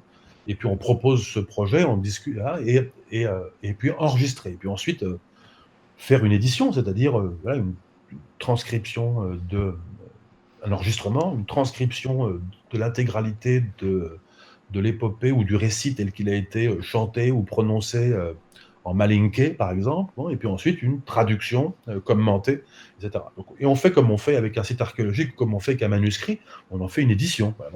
Donc oui, bien sûr, c'est un travail qui se fait. Il est compliqué par plusieurs choses. D'abord par le fait qu'il y a souvent beaucoup de naïveté à l'égard des traditions orales, c'est-à-dire que les gens ont tendance à croire soit que c'est juste du racontard familial et que par conséquent ça n'a aucune valeur, soit que, à l'inverse, c'est magique parce que c'est l'Afrique et par conséquent n'importe quelle parole est la vérité comme si elle était prononcée au Moyen-Âge, bon, alors que c'est un matériau historique et que comme n'importe quel matériau historique, c'est un matériau qui se travaille par des historiens ou des historiennes, qui s'interprètent, qui se reconstruit, qui s'analyse, etc. Alors, et puis il y a d'autres choses. Il y a le fait aussi que avec l'exode rural, avec l'industrialisation des sociétés, etc., ces savoirs-là tendent à disparaître aujourd'hui. Voilà. Je t'informe qu'on vient de se faire raider, comme on dit sur Twitch. Donc, on a une grosse partie de personnes qui sont arrivées. Donc, nous sommes actuellement à 2500 personnes. Farel2 sur Facebook qui nous demande quels sont les vestiges et sites archéologiques africains les plus incroyables, à part ceux d'Égypte. On va les évacuer parce que ceux-là, on les connaît en tant qu'occidentaux. Est-ce qu'il y a des lieux comme ça que les gens pourraient aller googler? Alors, là, le site de Lalibela, que j'ai mentionné un peu plus tôt, vous pouvez le googler parce que d'abord, on le voit très très bien. Il y a des documentaires, il y a même des documentaires scientifiques. Donc ça, vous pouvez aller chercher des choses sur le site de Lalibela, L-A-L-I-B-E-L-A. Hein.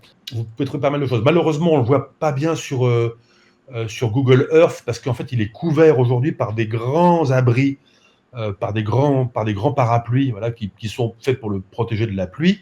Bon, donc en fait, on ne voit pas, mais il y a pas mal de documentaires scientifiques qui sont accessibles, ou pas scientifiques d'ailleurs, qui sont parfaitement accessibles sur Internet. Après, il y a beaucoup de choses qui sont tout à fait spectaculaires. Voilà, le site de Kilwa, le site de Kilwa en Tanzanie, avec sa mosquée du 14e, 15e siècle, couverte de coupoles, est un magnifique bâtiment. Enfin, voilà, un magnifique bâtiment, très très bien conservé, construit en calcaire corallien, donc du calcaire produit par le corail, du calcaire fossile produit par le corail, et qui est débité en moellon, et puis bon, servant à construire, ce qui a servi à construire cette très très belle mosquée. Voilà. Et là, vous trouvez aussi assez facilement des images fixes, des photos de cette très très belle mosquée. Vous pouvez aussi zoomer dedans depuis Google Earth. Voilà.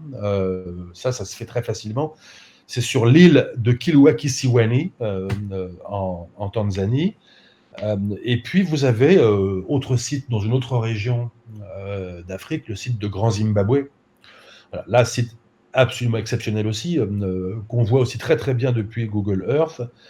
Et là aussi, vous trouverez, parce que c'est aussi un site classé au patrimoine mondial, comme les deux autres que je viens de mentionner.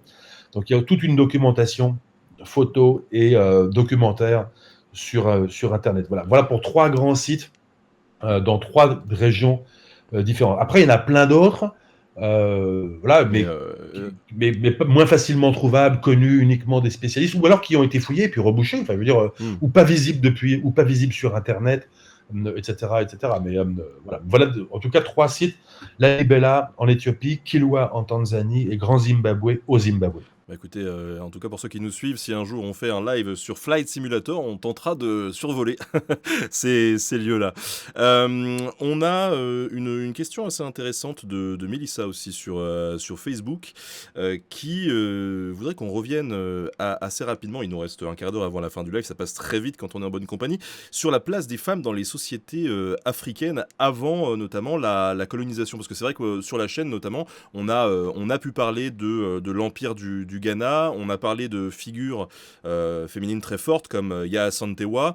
Est-ce que toi tu as quelques pistes comme ça que tu pourrais aborder? Vous pouvez toujours taper pour trouver les titres sur l'histoire des femmes en Afrique, etc. On trouve plein de choses. C'est un courant de recherche en pleine émergence, et tout à fait légitimement, parce qu'en effet, en raison même de ce que je disais tout à l'heure, l'intersectionnalité, c'est-à-dire le fait que les biais d'observation s'accumulent, et qu'il y a un biais occidentalo-centré, un biais masculino-centré, etc., etc.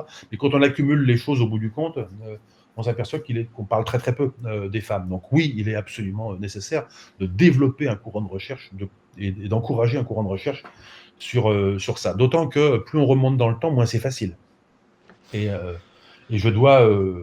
et autant il y a plein de choses sur l'histoire contemporaine, la place des femmes, c'est très très bien documenté, on a les archives, il suffit en quelque sorte d'y aller et de bosser. On peut encore le faire sur les périodes modernes, donc disons 17e, 18e, 19e siècle, parce que là, même si les voyageurs occidentaux sont dans une écrasante majorité des hommes, et si ce qui les intéresse est un monde d'hommes, et s'ils fréquentent la cour, etc., et les marchands qui sont des mondes d'hommes, etc., néanmoins, on aperçoit toujours des femmes, et on peut parfaitement reconstituer l'histoire des femmes. C'est encore plus compliqué quand on remonte encore plus haut dans le temps. On a très peu de choses. Voilà. On a très très peu de choses pour parler des femmes dans les sociétés africaines, par exemple. Dans le royaume du Ghana, donc à ne pas confondre avec le Ghana contemporain. Le royaume du Ghana, c'était dans le sud de la Mauritanie actuelle. Le royaume du Ghana, moi, je ne suis pas capable de vous dire quoi que ce soit sur la place des femmes dans le royaume du Ghana, à part en parler 5 minutes sur, voilà, à partir de traditions orales ou à partir d'un récit transmis par tel chroniqueur arabe. Ce que je peux dire, c'est que, en tout cas, dans l'épisode que l'on avait fait de mémoire, hein, parce que j'ai pas le script sous les yeux, mais en tout cas, il y a eu, au 19e siècle notamment, au Ghana, un fonctionnement un peu particulier où pour chaque poste administratif occupé par un homme, a priori, il y avait l'équivalent pour les femmes, en fait. C'est assez rigolo. On a une personne, alors sur Twitch, je ne sais pas qui, je suis désolé, qui nous demande si il y a des écritures africaines. Oui, parce que ça, effectivement, c'est aussi un cliché, c'est de penser que l'Afrique n'a pas connu l'écriture. Oui. Bon. En fait, il y a il y a eu plein de systèmes d'écriture en usage en Afrique. Bon. Et les sociétés africaines ont employé l'alphabet latin, ont employé l'alphabet grec, ont employé l'alphabet égyptien, ont employé. Bon. Et donc là, vous allez me dire, oui, mais c'est pas des écritures africaines. Oui, mais enfin, c'est pas plus des écritures européennes non plus, pour ce qui est du phénicien ou de l'égyptien, etc. Bon. Et donc, ce sont des écritures qui ont été utilisées, qui ont été développées et qui parfois ont donné lieu à des développements tout à fait particuliers. Par exemple, le tifinagh qu'on rencontre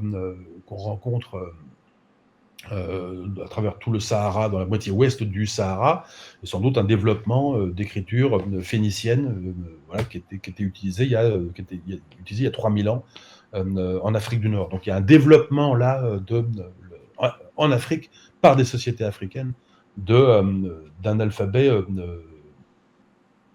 utilisé il y a 3000 ans.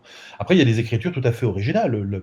L'écriture utilisée en Éthiopie pour écrire le ge'ez, donc cette langue classique, mais aussi pour écrire toutes les langues actuelles en Éthiopie, donc l'amharique ou les autres langues parlées en Éthiopie aujourd'hui, est une écriture, voilà, vous pouvez tous googler en même temps, écriture éthiopienne, et vous allez voir, c'est un alpha-syllabaire, donc c'est fondamentalement un syllabaire, donc, avec un signe par syllabe, chacune des syllabes pouvant se décliner selon plusieurs voyelles. Donc ça vous donne un système plus compliqué qu'un alphabet, plus fourni qu'un alphabet, mais absolument magnifique, une très très belle écriture, qui s'avère en outre particulièrement souple. C'est-à-dire qu'on pourrait écrire du français avec cette écriture éthiopique, ou on pourrait écrire n'importe quelle langue avec cette écriture éthiopique. Inversement, on voit aussi que l'écriture arabe, par exemple, a été utilisée pour écrire d'autres langues que l'arabe. Et on peut écrire avec l'écriture arabe, on peut écrire, et d'ailleurs on trouve des manuscrits en peul, par exemple, ou en malinké, ou en soninké, ou en d'autres langues ouest-africaines. Donc voilà, donc il y a une très très grande variété de systèmes d'écriture qui peuvent avoir été utilisés et développés en Afrique. Une dernière question qui peut être assez intéressante, c'est celle de la perception des royaumes africains sur l'Europe, notamment durant le Moyen-Âge. Comment est-ce que eux percevaient nos pays à nous, en fait? Ça, c'est une question très compliquée parce que qui est aussi compliquée à répondre que se poser la question inverse, quelle était la perception de l'Afrique au sud du Sahara dans les sociétés européennes médiévales. Pourquoi c'est très difficile de répondre? Parce que entre les deux, il y avait le monde islamique. Et que toutes les perceptions sont filtrées. Les perceptions réciproques sont filtrées par le monde islamique. Ce sont des voyageurs. Il n'y a pas de voyageurs occidentaux, il n'y a pas de voyageurs européens, si vous voulez, latins. Il n'y a pas de Marco Polo qui va en Afrique. Quoi. Et ceux qui vont en Afrique, ce sont des marchands, des diplomates arabes ou berbères ou égyptiens ou irakiens là, qui traversent le Sahara ou qui vont en Éthiopie ou qui traversent l'océan et qui vont en Tanzanie. Bon, voilà. Et donc il y a ce monde intermédiaire entre les deux. Et c'est ce monde-là qui, en quelque sorte, dialogue aussi bien avec l'Europe chrétienne latine qu'avec les différents mondes africains au sud du Sahara. Donc, voilà. En tout cas, j'aimerais vraiment te remercier, François-Xavier, d'avoir accepté de venir sur cette émission sur Twitch. Là, on est à 2800 personnes qui regardent le live, un live dédié à l'histoire de l'Afrique ou des Afriques.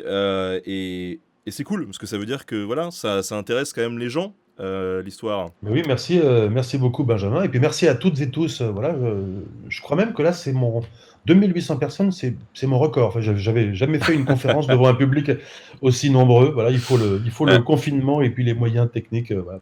Dans le chat, lâchez un petit pouce ou un petit plus 1, voilà, pour François Xavier, en tout cas. C'est cool parce que c'est vrai que quand on regarde le Collège de France, c'est quand même assez prestigieux. Je sais que moi, il y a plus de 10 ans maintenant, quand j'étais dans mon ancien métier de cadreur, j'avais eu la chance de pouvoir faire quelques interviews en tant que cadreur de professeurs au Collège de France. C'était des gens qui étaient remarquables, très intéressants, et on se sentait un peu petit face à ça. Et là, le fait que tu viennes sur Twitch et que tu parles auprès de tous ces gens, eh ben ça casse vraiment totalement cette posture, tu sais, un peu élitiste que parfois certains reprochent encore à des historiens, des archéologues, et dont tu ne fais pas partie, et c'est vraiment, vraiment chouette. J'en suis très fier, Benjamin. Je te remercie de ton invitation et je voudrais enfoncer le clou et je voudrais vous dire à toutes et tous que le Collège de France vous appartient aussi. C'est-à-dire que, si vous voulez, c'est une institution, certes, de très très haute recherche et très très prestigieuse, mais l'enseignement il est libre et gratuit. N'importe qui peut pousser la porte à n'importe quel moment et venir assister à n'importe quelle conférence. Alors ces temps-ci, on respecte les gestes barrières et la distance, mais c'est ouvert. Les amphis sont ouverts. Vous pouvez débarquer 5 minutes avant. Il n'y a pas d'inscription. Et voilà. Et tous les cours de tous les professeurs sont retransmis gratuitement en ligne. Donc ça vous appartient. Appropriez-vous le Collège de France. D'ailleurs, ta leçon inaugurale, elle dure un peu plus d'1 heure et elle est disponible sur YouTube.